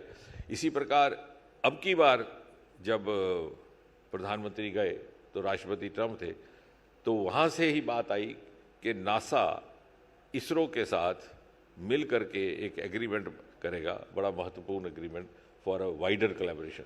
तो यानी कहने का तात्पर्य ये कि हम ना केवल आत्मनिर्भर इस सेक्टर में बनते जा रहे हैं, बल्कि दूसरों को लग रहा है कि बहुत सारा उनकी निर्भरता भी हमारे माध्यम से हो सकती है। तो एक बहुत लंबी, बहुत बड़ी छलांग लगी है इस सेक्टर में, और आने वाले समय में एक बहुत ही पूरी तरह से एक क्रांतिकारी तस्वीर बदलेगी। And India will lead, it will not follow. और आपके जैसे कम्युनिकेशन में ही जैसे मैंने कहा कि ये जो हमारा इंफॉर्मेशन के माध्यम है या मीडिया के माध्यम है, उसमें हमारा योगदान इस कदर है कि एक ज़माने में यहाँ पर टेलीविज़न पहुँचने में 15 साल लग जाते थे। यानी अमेरिका में 1950 के दशक में था तो यहाँ तो आपके पास नया नया ट्रांजिस्टर आया था, और पहली बार आपने दिल्ली में चित्रहार देखा जाके 1970 में। अब ऐसा नहीं है। अब आपकी एंड ये this is all being contributed bye space technology. हमारे इतने एफिशिएंट सर्विसेज हैं and totally developed with in the country. अब कुछ भी बाहर से कहीं कहीं इक्का दुक्का कोई इंस्ट्रूमेंट्स वगैरह आ रहे हैं, वो अलग बात है, जितने वहाँ भी जा रहे हैं, लेकिन ये नहीं है कि हम उन पर निर्भर हैं, हम पूरी तरह आत्मनिर्भर हैं। तो आज डॉक्टर जितेंद्र सिंह केंद्रीय मंत्री हमसे जुड़े और उन्होंने बताया कि भारत कैसे अगले 10 सालों में बड़ी अर्थव्यवस्था दुनिया की बनेगी। जोरदार तालियों के साथ उनका हम लोग अभिनंदन करते हैं। मैं अंत में ये भी कह दूं कि जिस दिन जैसा उस दिन मैंने कहा था, तो वो कुछ कहीं बाहर वालों को पसंद भी आई बात कि अगर हम पूरी तरह से एक्सप्लॉयट करें ये जो 3-4 सेक्टर्स हैं, हमारा स्पेस, हमारा डीप सी, हमारे हिमालयाज, तो हो सकता है हमें 2047 का भी इंतजार ना करना पड़े। जी, विकसित भारत जो मोदी जी का सपना है। चलिए जोरदार तालियां एक बार फिर से। डॉक्टर जितेंद्र सिंह, शुक्रिया, हम आपके बहुत आभारी हैं सर, और हम चाहते हैं कि आप हमारे साथ कुछ पल और जुड़े रहें। मुनीश, शुक्रिया, आप वापस ऑडियंस में लौट आ सकते हैं। रोहित चड्डा को मैं स्टेज पे बुलाना चाहूंगी। After all it is the etnow.in Business Conclave and Awards, and we have the first set of awards to present, ladies and gentlemen. और उसके लिए मैं चाहूंगी डॉक्टर सिंह आप हमारे साथ जुड़े रहें कुछ अवार्ड्स डिस्ट्रीब्यूट करने के लिए हमारे लकी विनर्स को। All right, so ladies and gentlemen, let's start with the first set of awards. And the first award is in the category Excellence in Sustainable Mobility Power. And the winner is Greaves Electric Mobility, ladies and gentlemen. Huge round of applause. They're an absolute pioneer, 16 years of experience in EV pioneering. They're a leader across last mile passenger and cargo electric 2 and 3 watt mobility. And the award is being received by Mr. Ghansham Bakra, who leads 3 watt sales for the company.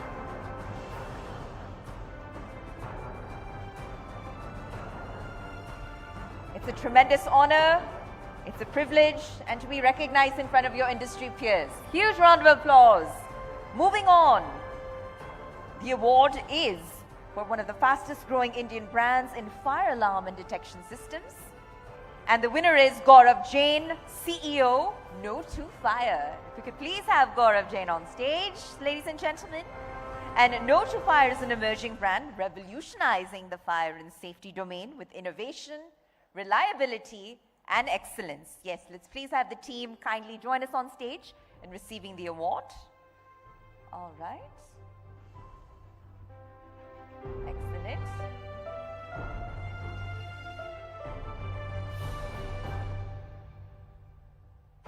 It's an honor and a moment to cherish, and etnow.in certainly recognizes all your contributions to the industry. With that, we move on. The next award title is Excellence in FinTech High Perform Incentive and Commission Management Software. And the winner is, ladies and gentlemen, Act 21 Software Private Limited. If you could kindly please have them on stage. And Pankaj Gupta, who is the founder and the CEO of Act 21 Software Private Limited, is absolutely revolutionizing incentive and commission management with high perform. We could please have them on stage. Thank you so much. Excellent. So please accept this award as our way of saluting you and all that you do for the industry.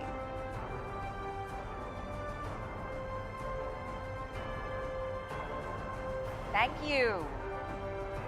And with that, we move on to our next award category, which is, ladies and gentlemen, Visionary Entrepreneur in Real Estate. Now, this is a very competitive category, but the winner has emerged as Relco Private Limited. Ladies and gentlemen, Mr. Satish Kumar, CEO of Relco Private Limited. If I could kindly please have him on stage. It's because of his innovative approach and strategic vision that he's transformed the real estate landscape. Excellent. A very special moment. A celebration of your achievements and your accomplishments. With that, we move on to our next award category, which is Most Innovative Fusion Dish. And the winner is, ladies and gentlemen, Plated Restaurant. That's right. They're a benchmark in innovation, seamlessly fusing flavors and cultures into extraordinary dishes that are captivating both the heart as well as the palate. So to receive this award, if I can please invite on stage Mr. Faisal B. Salim. And there he is, ladies and gentlemen. Plated Restaurant, Most Innovative Fusion Dish. What an honor. And we now move on to Most Innovative Solution for Farmers, Dairy. And the winner is CSI Computech India Private Limited. All right. So they're a leader, of course, in innovative IT solutions. They are absolutely transforming the dairy sector in India with a commitment to excellence, a commitment to innovation. CSI Computech is driving the future of dairy, ensuring seamless operations from farm to the table. All right, now we move on to Emerging Social Impact Leader. And the winner is, ladies and gentlemen, Mustafa Mun, Director, Hertz Chemical Private Limited. If I could please have our winner on stage, because Hertz is, of course, a strong MSME which manufactures skincare and beauty products under the brand Pearlville and is growing under the leadership of Mr. Mustafa Mun. Congratulations, Mustafa, once again. All right. Most Trusted Tech-Enabled Construction Company, ladies and gentlemen, is next. And our winner is Brick & Bolt. And Brick & Bolt, let's please have the team on stage. They are, of course, India's #1 tech-enabled construction company, trusted by 7,000 plus happy homeowners, available across 10 cities and India.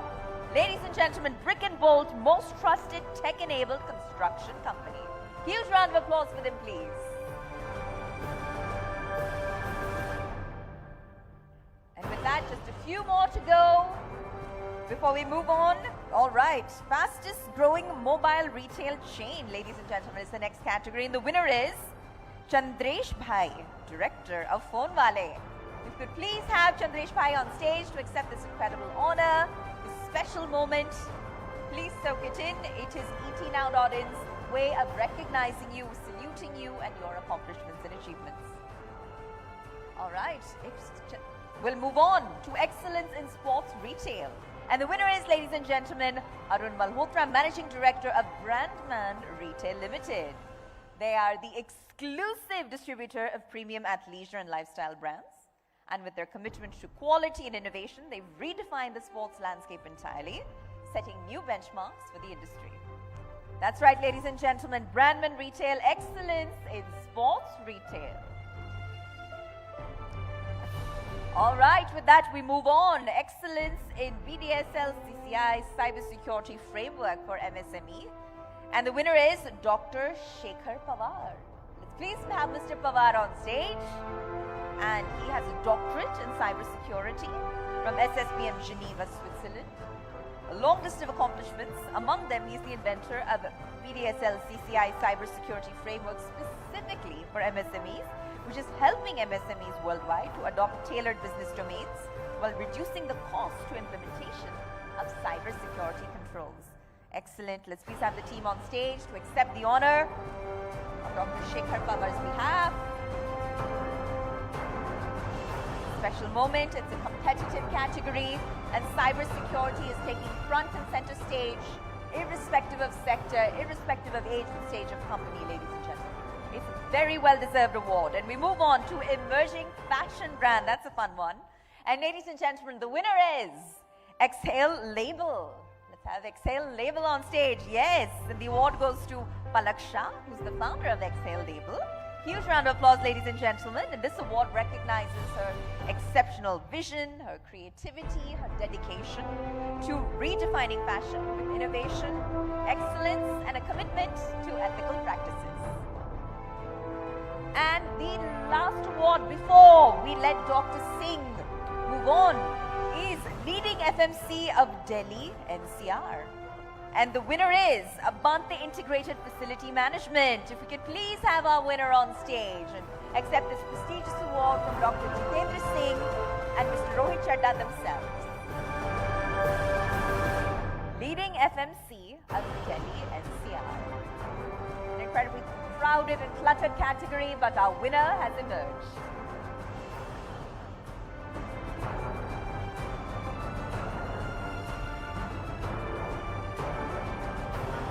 Thank you to our winners.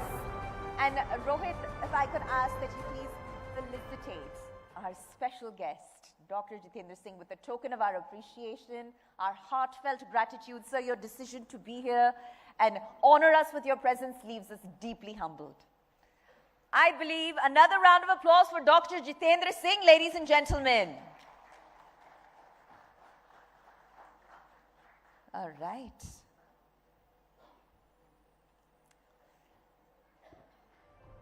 Thank you once again. Thank you once again, ladies and gentlemen. A very power-packed agenda lies ahead. But before we proceed with the next session, I simply want to mention that, events like this, of this scale and of this magnitude, do not come together without the support of our partners. So I want to take a moment to re-acknowledge our partners in this effort. And if I could do so, I'll start. It's a long list, but bear with me here. We are, of course, the ETNow.in Business Conclave and Awards 2025 is, of course, powered by Spacewood Office Solutions. Our silver partner is Deliberate. Our home loan partner is LIC HFL. Our communication partners, the two. One is One Xtel Communication and the other Primex Media Services.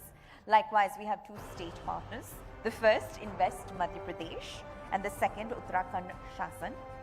And then outdoor partners as well. Heights Group and Sapphire Media. Our education and partner is Lingayas Vidyapeeth. Our luxury car partner, and you see it right back there at the back of the hall, is an Audi. Our retail pharmacy partner is Dava India, and our gold partner are Hello Entrepreneurs. But as I mentioned earlier, this conclave, this forum, this award ceremony is really intended for you to celebrate all of your success stories. And that's very much what we intend to do here. There's a celebration and a thought leadership, and it all comes together to create, that ideal platform to create change. So with that, I'll just brief you as to what we have planned next. Now, when we talk about transformative workspaces, transformative workspaces are redefining the future of work because they're fostering innovation, collaboration, and adaptability. And as businesses, of course, continue to evolve, these agile and tech-driven environments are consistently shaping a more productive and more conducive employee-centric workplace. So with that, I'd like to take the day ahead and the agenda ahead by presenting you an insightful, power-packed panel discussion next on the topic, Transformative Workspaces, Crafting the Future of Work. And to moderate this next session, if I could please call back on stage Prashant Singh, editor with ETNow.in and ETNowSwadesh.in, and joining him, a highly distinguished panel of domain experts, which include Utsav Khandelwal, Director of Human Resources at Zimmer Biomet, Raman Bamtra, Group Account Director, Work Dynamics JLL, Parul Seth, National Director, Business Development and Growth with Office Business Solution. So ladies and gentlemen, that's our power-packed lineup. Our stage is ready. The audience is ready, and I think we should do a deep dive into what promises to be an incredibly riveting discussion. So with that, Prashant, once again, the floor is yours.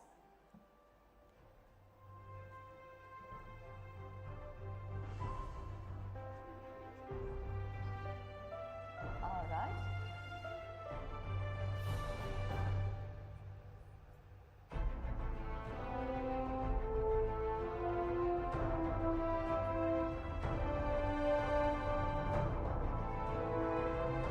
Okay.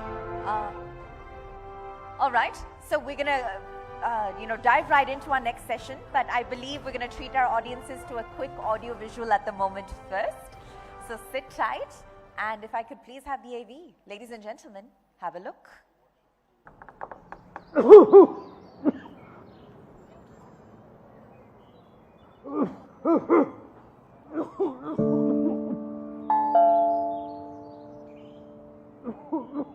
Uncle को क्या हो गया aunty?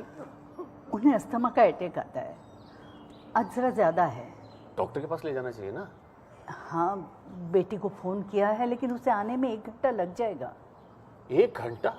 Aunty bell बजाते, हमें 2 second नहीं लगते पहुंचने में। मैं गाड़ी की चाबी लाता हूँ। अच्छे पड़ोसी मिलते नहीं, बनते हैं, मदद दे के भी और मांग के भी। LIC हाउसिंग फाइनेंस लिमिटेड, आइए हमारे संग, हम तो पड़ोस में ही हैं।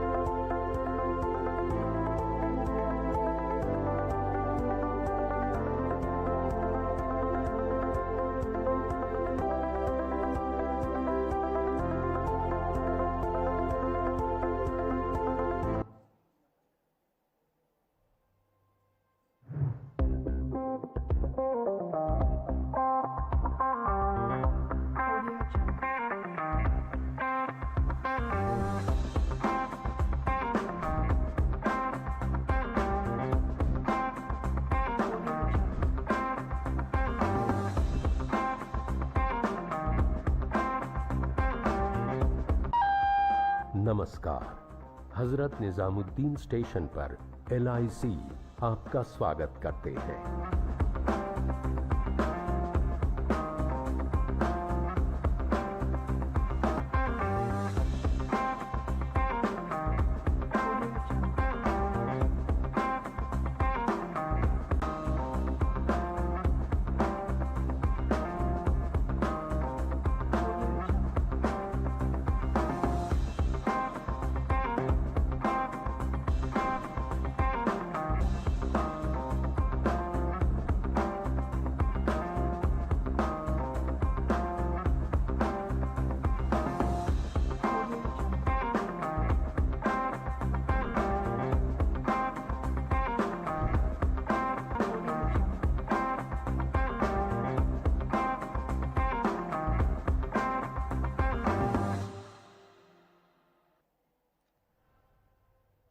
All right, ladies and gentlemen, we've treated you to some audio visuals, some thought leadership sessions, and of course our first set of awards, and we thought it was an appropriate time to take a break for lunch.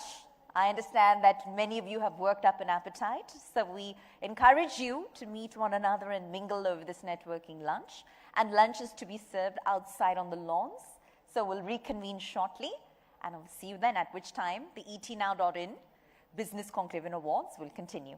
Thank you.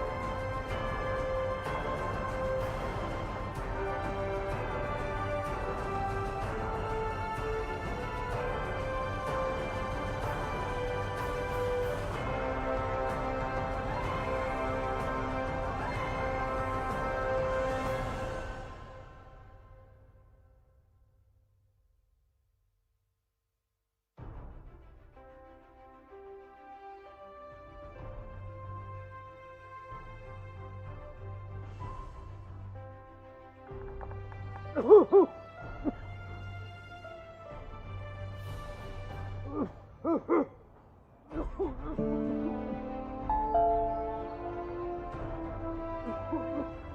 को क्या हो गया? उन्हें asthma का attack अक्सर ज्यादा है। हाँ, बेटी को फोन किया है लेकिन उसे आने में 1 घंटा लग जाएगा। 1 घंटा? आंटी बेल बजाते, हमें 2 सेकंड नहीं लगते पहुंचने में। मैं गाड़ी की चाबी लाता हूँ। अच्छे पड़ोसी मिलते नहीं, बनते हैं, मदद दे के भी और मांग के भी। LIC हाउसिंग फाइनेंस लिमिटेड, आइए हमारे संग, हम तो पड़ोस में ही हैं।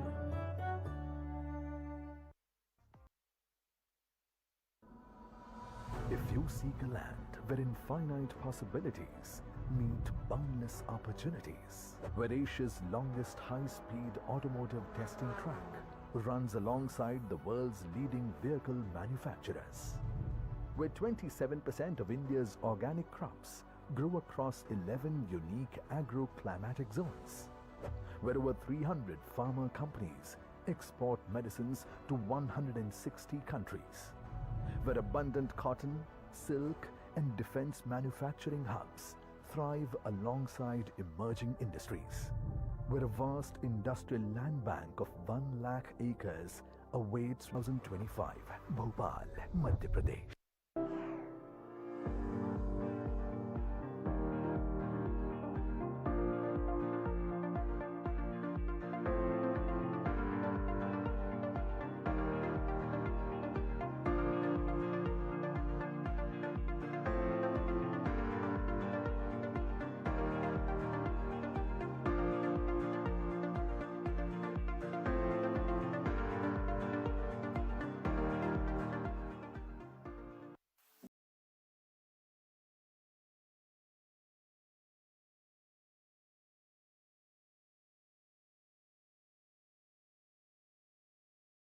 % scholarship with Lingya Scholarship Entrance Test.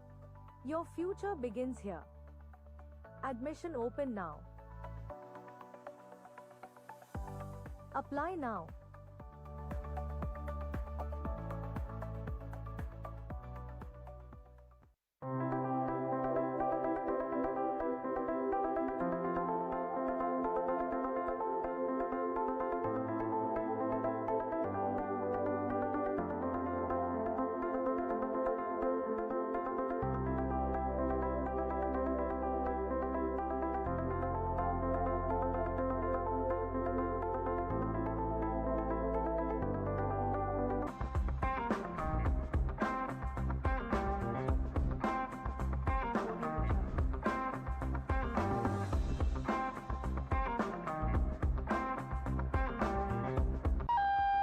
नमस्कार, हजरत निजामुद्दीन स्टेशन पर LIC आपका स्वागत करते हैं।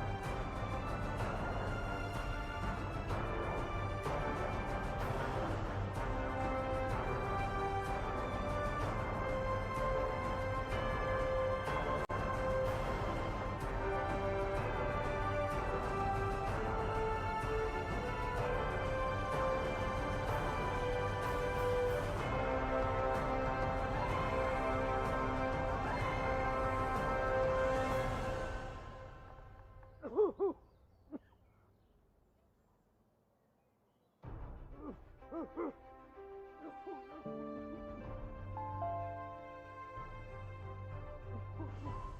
को क्या हो गया आंटी? उन्हें अस्थमा का अटैक आता है, आज जरा ज्यादा है। डॉक्टर के पास ले जाना चाहिए ना। हाँ, बेटी को फोन किया है लेकिन उसे आने में 1 घंटा लग जाएगा। 1 घंटा? आंटी बेल बजाते हमें 2 सेकंड नहीं लगते पहुंचने में। मैं गाड़ी की चाबी लाता हूँ। अच्छे पड़ोसी मिलते नहीं, बनते हैं, मदद दे के भी और मांग के भी। LIC हाउसिंग फाइनेंस लिमिटेड, आइए हमारे संग, हम तो पड़ोस में ही हैं।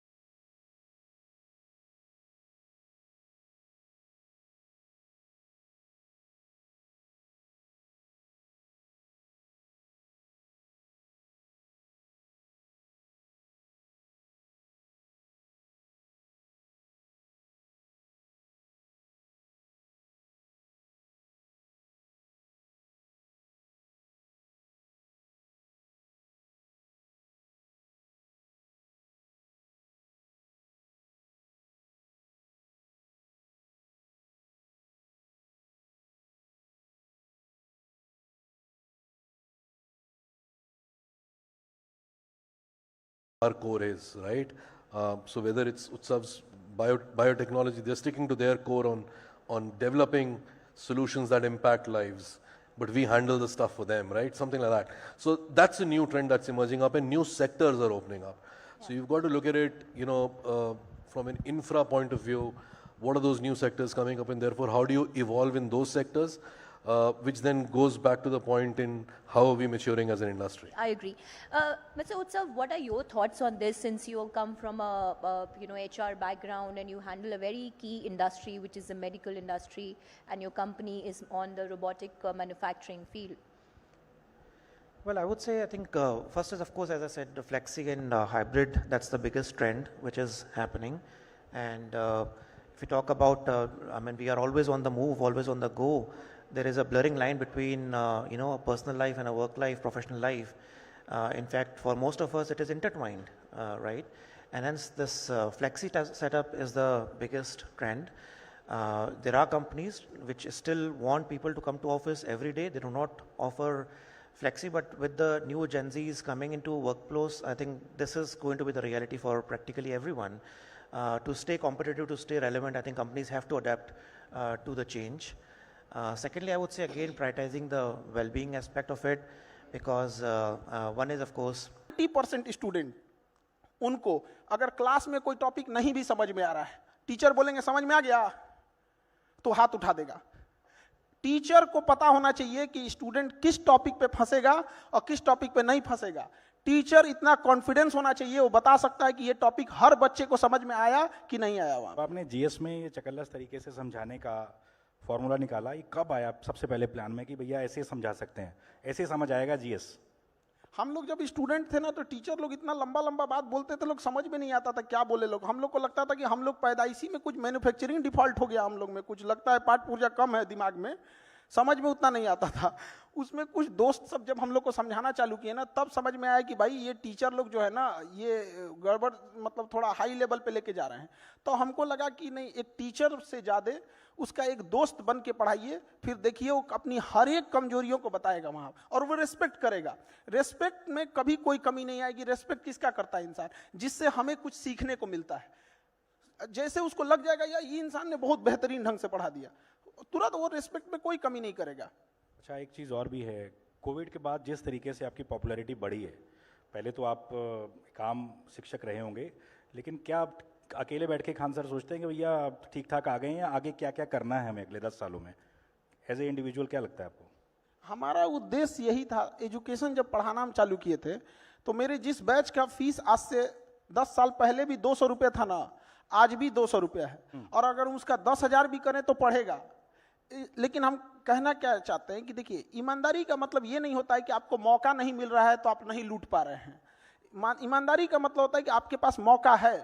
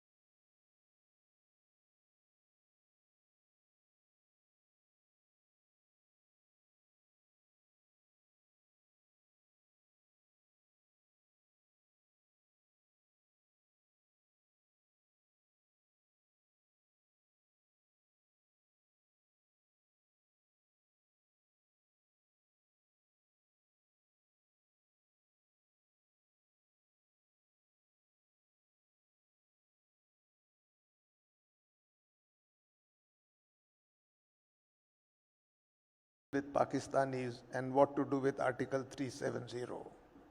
It was removed in 2019. So that was my innings. I served for 41 years and 3 months in the army. I had a lot of opportunities to serve out of the country.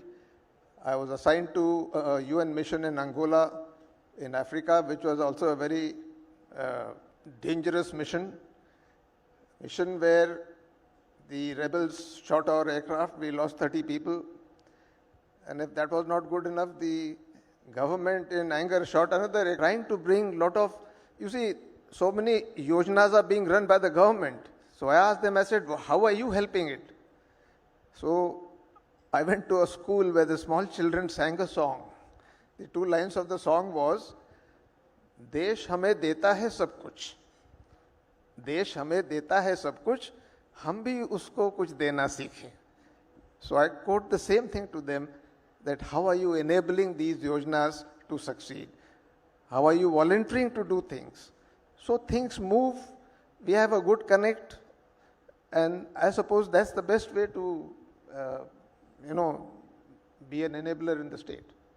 So Pranag Sahab, Arunachal Pradesh is very important state, hill state in fact, especially is the part of northeastern region when it comes to investment and especially tourism. So tourism economy is one of the big economy. Also, when new investment is coming in, people try to install the projects. So for that they need land. Land acquisition is a big bottleneck there.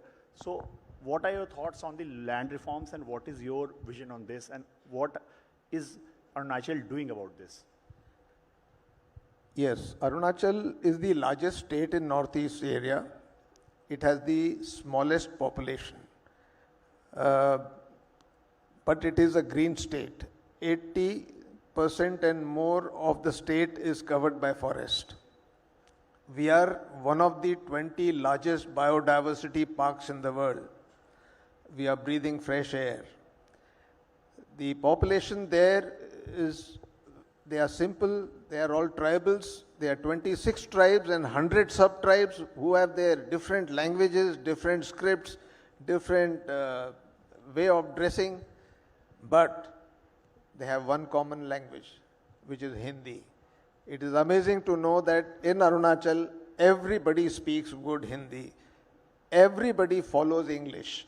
So the ease of doing business in Arunachal is immense. Having said that, Arunachal does not have proper land legislations. There is no survey. The land has traditionally belonged to the tribes, to the people and to the villages. Now, it has relevance because they take care of the land. These tribes actually live with the nature. But when we are in the development mode, all infrastructure can come and set up industries. So if a governmental industry is going to be put there, they can take it on lease for 50 years. If it's a private organization, he gets that land for 99 years on lease. So that problem has been overcome. Secondly, the act that they have enacted, the investment and they also have enacted an act of ease of doing business. And they run a dashboard on which they monitor all this. The open one window clearances are being done. It runs on the similar way that the national scheme of single window clearance is concerned. So the land thing is being resolved, and I'm sure they are seeing the advantage of industry, advantage of tourism coming to their country. And if I tell you that in the last 5 years, their GSDP has doubled, their per capita has doubled, their capital expenditure has more than doubled. So there is a good traction as far as the development is concerned. They have hydropower, which is their most powerful tool there. We have 8 river basins and they are all having a tremendous potential. The total potential of hydropower in Arunachal is 58,000 megawatts. We are already surplus at just 1,200. there are 2 projects which are getting completed. And when the other 5 or 10 will get completed, the state will have a revenue of more than 10,000 crores a year. So the investments will happen, their own financial status will get improved, and in times to come, they should, I'm sure they will, do some land reforms by surveying and identifying the land. So we all know that if an Indian Army officer is there, Dushman is finished. With respect to this, what do you think, who is the biggest Dushman of Indian economy, especially from the perspective of Arunachal Pradesh as an investment destination, especially in the northeastern region? You know, structurally, Northeast has changed a lot. I have served there in 70s during the Naga insurgency, the Mizo insurgency, the problems we have had. In fact, all the states in Northeast, except Arunachal, went through insurgencies. Arunachal was the only state which had no rebellion. So, I won't say koi dushman hai, in the sense that they are living with 3 international boundaries. And let me also say that 62 was not much.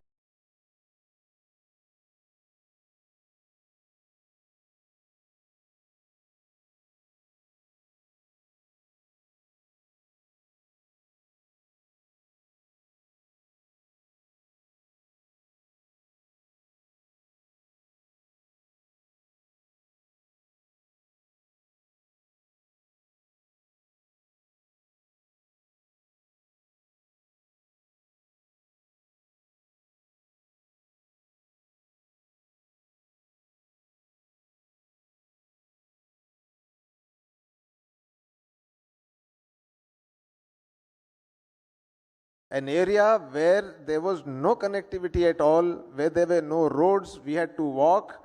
Today there are blacktop roads running up to the last villages or first villages, as they say.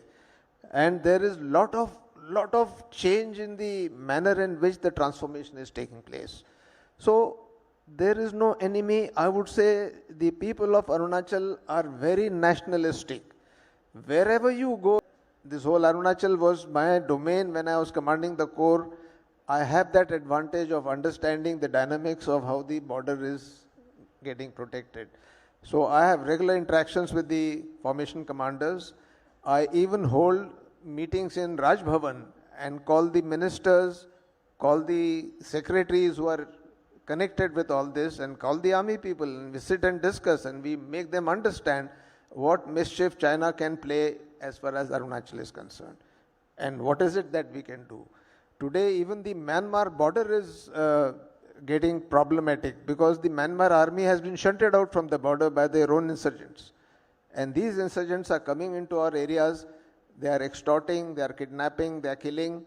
So we have taken a lot of measures, and I was able to help them doing that to avoid all these things. So one last thing, you have such remarkable career, journey, historic achievements. One message that you want to give to today's youth from the Times Network platform, one line message for inspiration, motivation. Okay. अगर इजाजत दे तो मैं एक शेर के जरिए बोल दूं. इरशाद. I would like to say कि ज़मीं पे बैठ आसमान क्यों देखता है? ज़मीं पे बैठ आसमान क्यों देखता है? पंख फैला ज़माना उड़ान देखता है. He is known for his exceptional work across society. So please have Dr. Dinesh on stage to accept this incredible honor.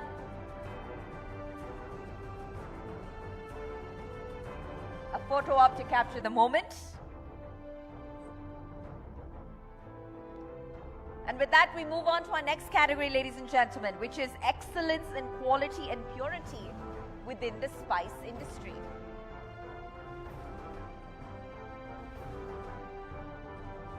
Congratulations, our heartiest congratulations once again, sir. And as we move on to excellence in quality and purity in the spice industry, I'd like to invite on stage our winner, Nirmit Bhandari, founder and director of Vasant Masala, Let's have Mr. Bhandari on stage to accept the honor at the hands of the Governor. Congratulations once again, sir.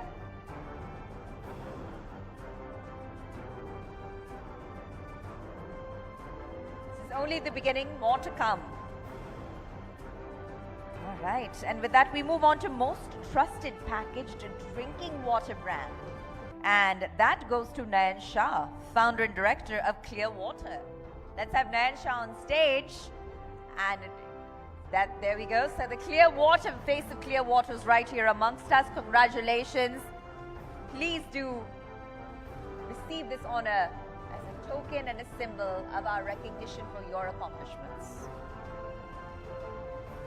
All right, and with that, ladies and gentlemen, we move on to excellence in defense entrepreneurship. That's an exciting one. And the winner in this very coveted category is Sahil Luthra, founder and managing director, Vijayan Trishul Defense Solutions Private Limited. That's right, sir. He's a visionary leader driving excellence in defense entrepreneurship. He has a legacy of integrity and ambition. He strategically expanded his portfolio into India's critical defense sector, actively participating in defense procurements. He's committed to strengthening India's security landscape. His upcoming investment in a leading defense company reaffirms his dedication to national stability, growth, and innovation. And with that, we move on to emerging entrepreneur.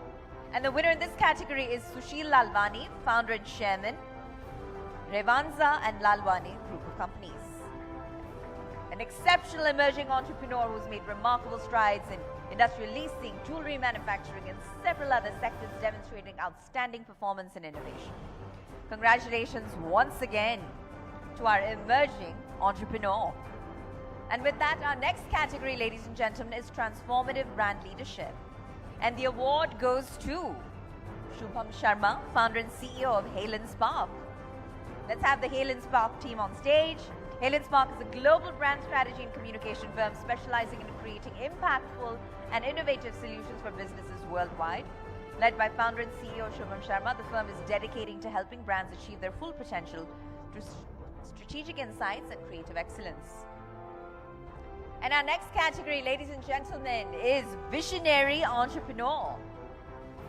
And the winner in this category, Visionary Entrepreneur, is Khalid Ansari, Managing Director of Coral Group. Let's have Mr. Ansari on stage, please. He's transforming his vision into reality by driving excellence in textiles, redefining real estate, and advancing global trade through exports. And with that, we move on to our next category, ladies and gentlemen, which is Emerging Impact Startup. And the winner in this category, Emerging Impact Startup, is Seithi World App Private Limited. Let's have the Seithi team on stage. Seithi is revolutionizing the way India's blue-collar workforce earns, learns, and grows. Its AI-powered platform bridges the existing gap between skills, employment, and inclusion at scale, building a secure, future-ready workforce for a future-ready nation. Excellent. And with that, we move on, ladies and gentlemen.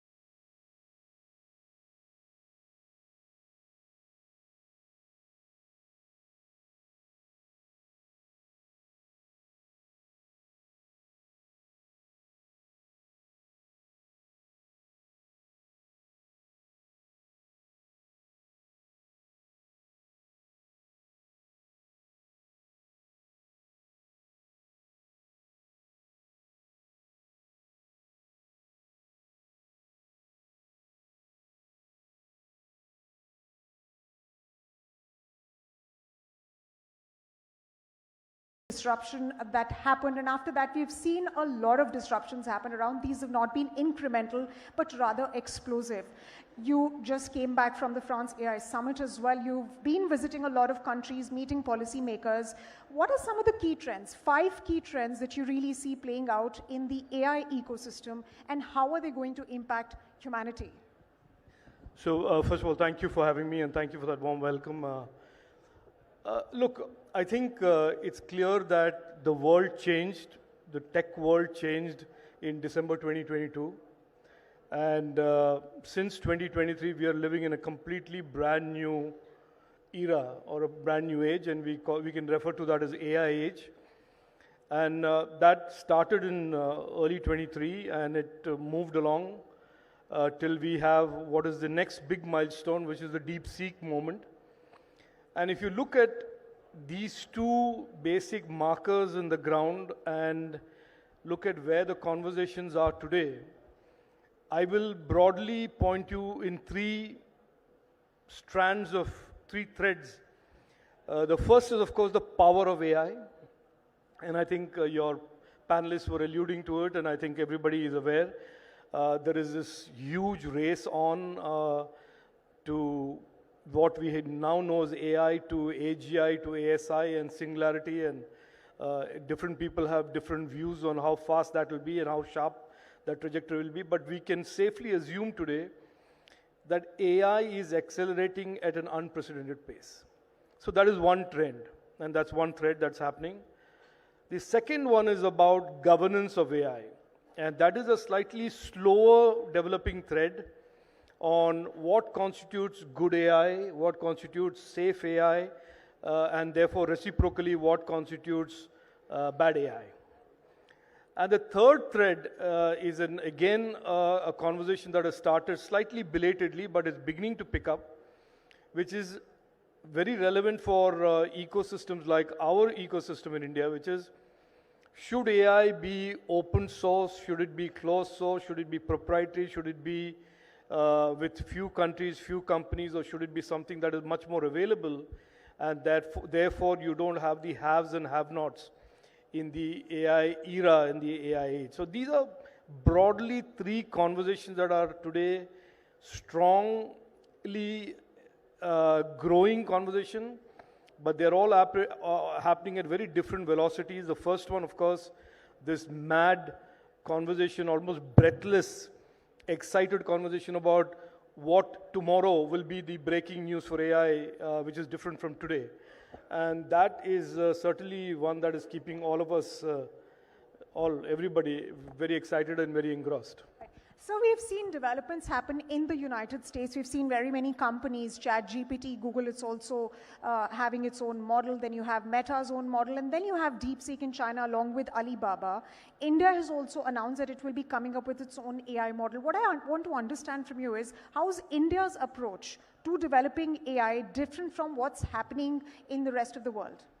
So if you really want to get a good sense of what India's approach is, and you know, we are still sitting and doing this in Delhi, and Delhi is full of pundits, as you know, and everybody in Delhi has a view on what AI should be. But to get a good sense of India's AI strategy, you need to go back to December 2023, where Prime Minister Narendra Modi ji, when he was inaugurating the Global Partnership for AI, the New Delhi Summit, said very beautifully and almost very lucidly that our approach to AI, India's approach to AI, is to make sure AI solves real problems that confront government, real problems that confront people.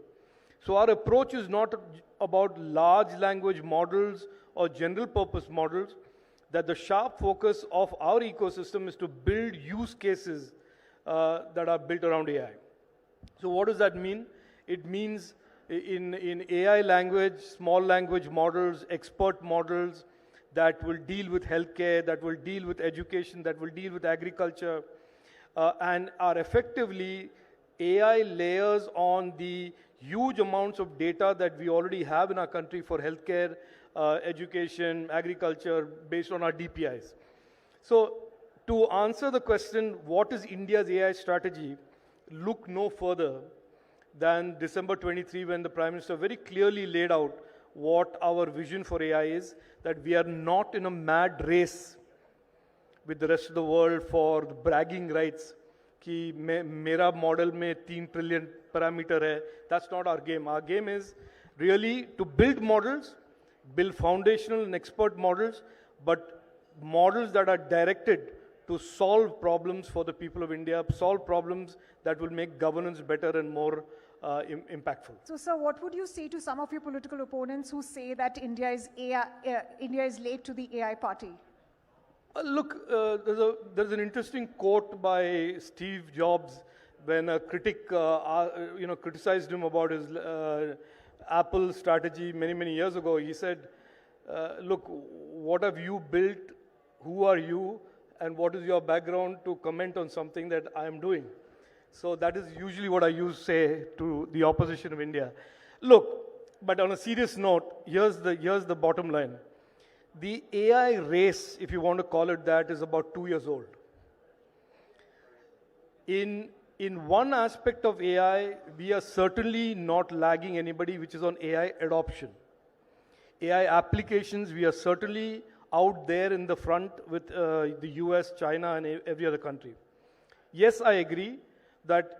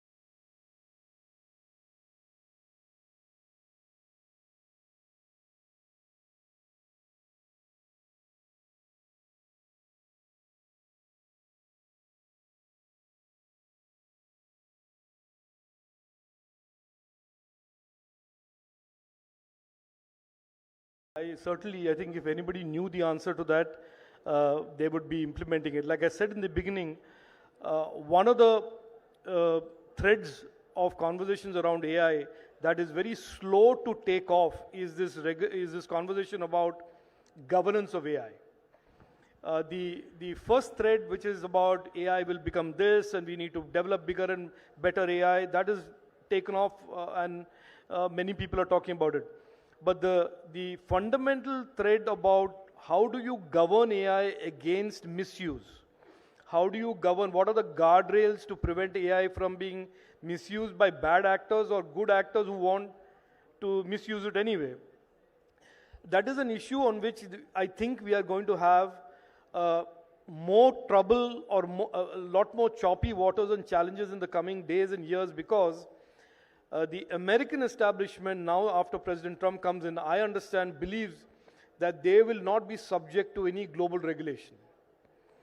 And if that is the case, and they say we will only subscribe to US law, and if the US First Amendment allows me to do whatever I want, and right to free speech is a sacrosanct right, so what happens to India's Article 19 restrictions?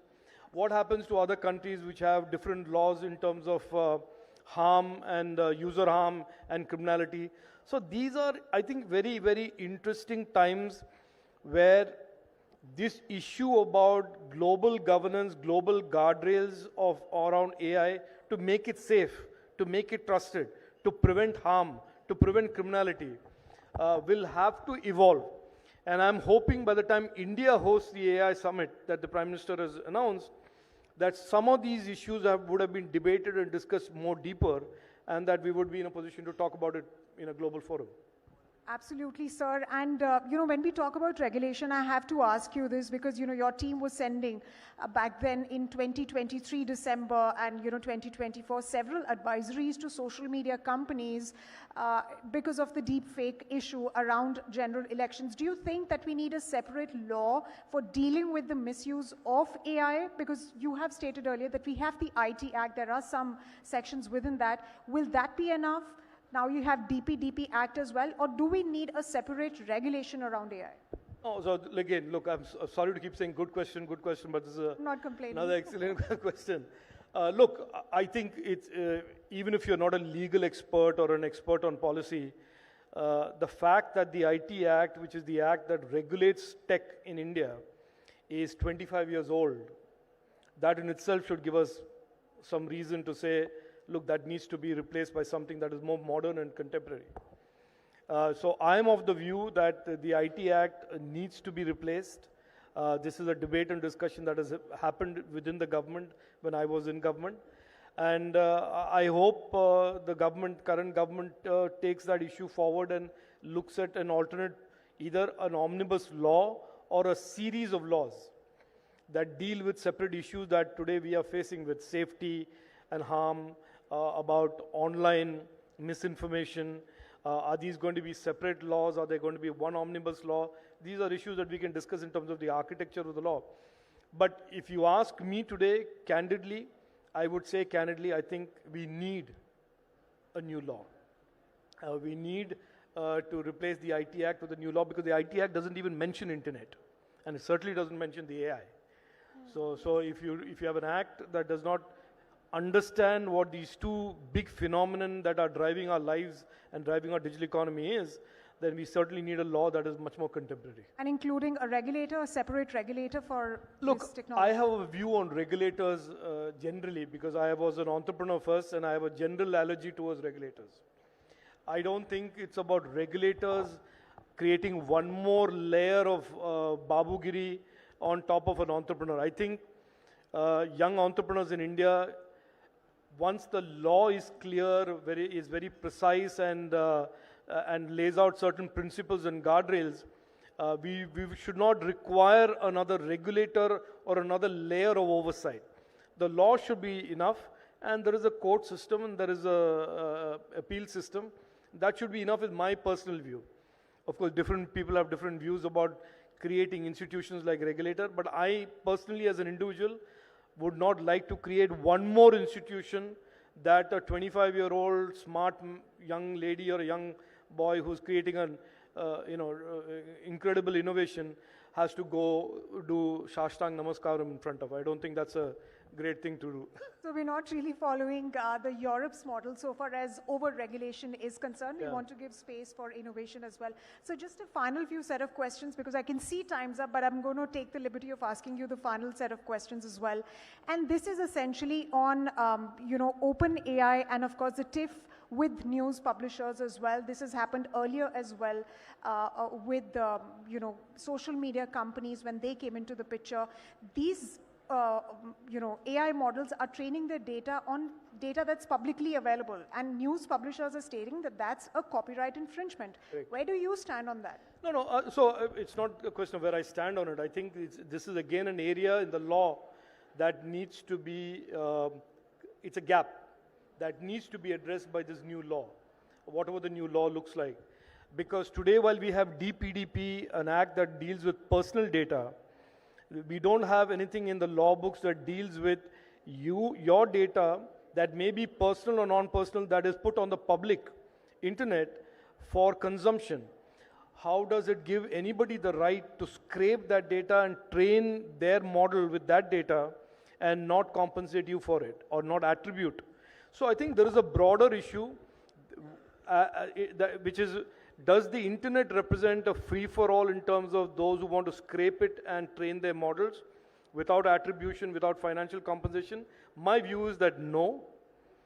Just because it is my data and it's available publicly does not give you the right to use that data for purposes, commercial purposes of yours. And I think it's a simple principle. If I work very hard to create some content and I put it on the open internet for people to consume, it doesn't mean that person who consumes it for his individual entertainment or individual consumption can then in turn take that without attributing it to me, without giving me compensation, and use it to train some model of his or platform of his. So that I think is wrong. And this case that has been filed in India as well as in New York by the New York Times is going to be certainly clearly defining the boundaries around it and the do's and don'ts around these models vis-a-vis the public internet. Absolutely, and sir, there's been selectivism on part of these AI companies because they have struck partnerships with other media companies. However, they continue to scrape data. One final question, and this I have to ask you on the semiconductor ecosystem. We had the phase 1 of the scheme. We saw brilliant results. 5 semiconductor companies are now in the process of setting up plants. What should phase 2 of the scheme really look like? Because, you have stated several times that Intel at one point in the late 90s wanted to come to India. However, due to political unwillingness and a whole host of reasons, they could not. Now, if India is capitalizing on this opportunity, what does it really need to, in policy terms, do to fast track this? No, look, so you asked me a question about what the opposition says about the AI. Exactly. Yeah, and I want to bring that back up here. When the Prime Minister of India in December 2022 launched the semiconductor policy, I was minister, and I remember a whole bunch of people, so-called intellectuals, including in media, who said, no, India can never do it. Nobody will ever come to India. We don't have the talent. We don't have the capability. Do you know what you're attempting? All of that. And today, 2.5, 3 years later, we've gone from having a zero presence in the semiconductor global value chains to having a flag planted that is slowly and steadily increasing. The same will happen in AI. In terms of how the semiconductor ecosystem will grow, I can assure you that while manufacturing and packaging capacity will go, what you are not seeing today is the slow but very, very solid rise of design, fabless companies.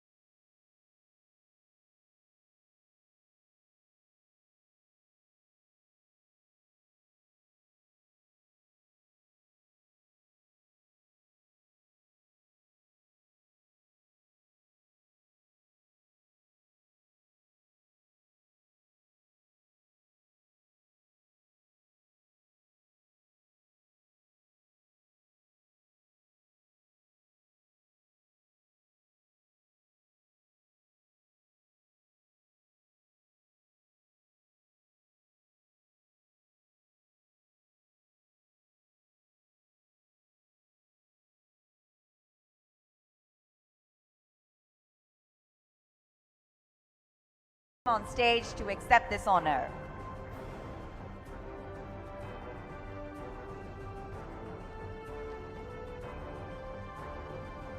All right, with that we move on to excellence in staffing and recruitment. And the winner in this category is Puneet Arora. Please have you on stage, sir. Globally recognized for their exceptional leadership and innovation in staffing and recruitment, their strategic vision and their dedication to talent excellence and the ability to build world-class teams is setting all new industry standards. They're driving growth and success for organizations worldwide. Ladies and gentlemen, Puneet Arora, excellence in staffing and recruitment. And with that, we move on to our next category, which is Luxury Designer of the Year. And the award goes to Aarti Vijay Gupta. Let's please have Aarti on stage. As the Luxury Designer of the Year, she has redefined elegance with a signature style. So join me in honoring her remarkable journey and her creative brilliance. Aarti Vijay Gupta, everyone, Luxury Designer of the Year.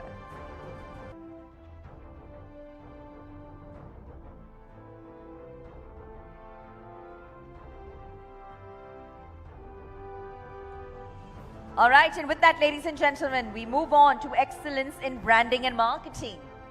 And the winner in this category is Anuja Bashir, the co-founder of Orion Soul Private Limited.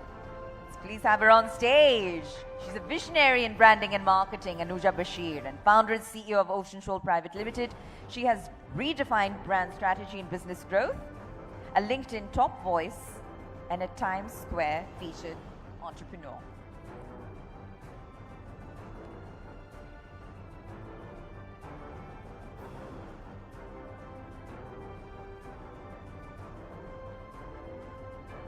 And with that, ladies and gentlemen, we move on to our next category, which is Service Excellence and Diagnostics. And the winner in this category is Ravi Tomar, Managing Director and Founder, CRL Diagnostics. Let's please have Ravi on stage to accept the honor on behalf of his company, CRL Diagnostics. This is again for Service Excellence in Diagnostics.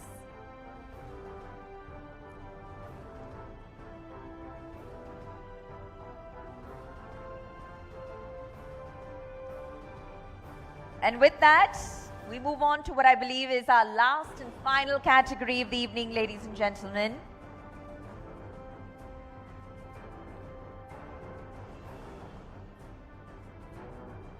And this is for Rising Star in MEP projects.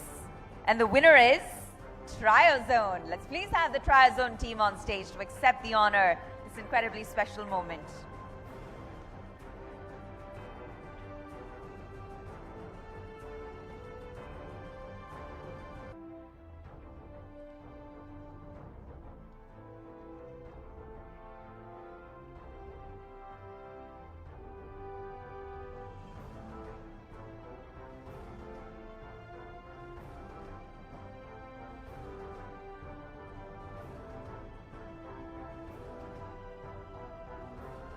Congratulations once again.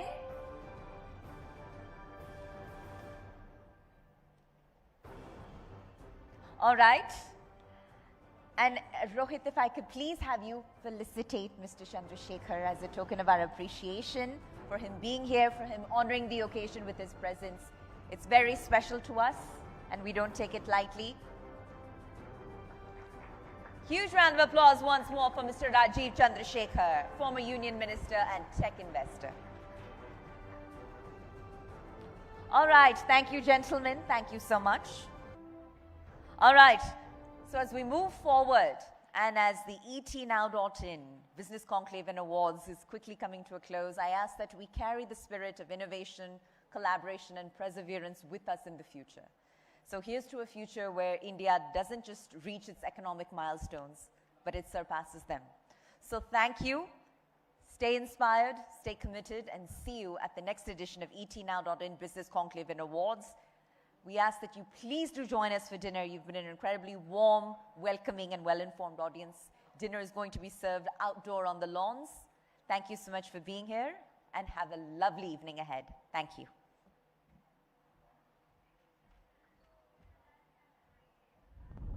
India And is I do poised want at to the brink of acknowledge great economic the growth, entire staff that helped striving put this to event become a together, including the hardworking people at the console in the back. A huge round of applause for them once more and for yourselves. Thank you so much, and have a lovely evening ahead.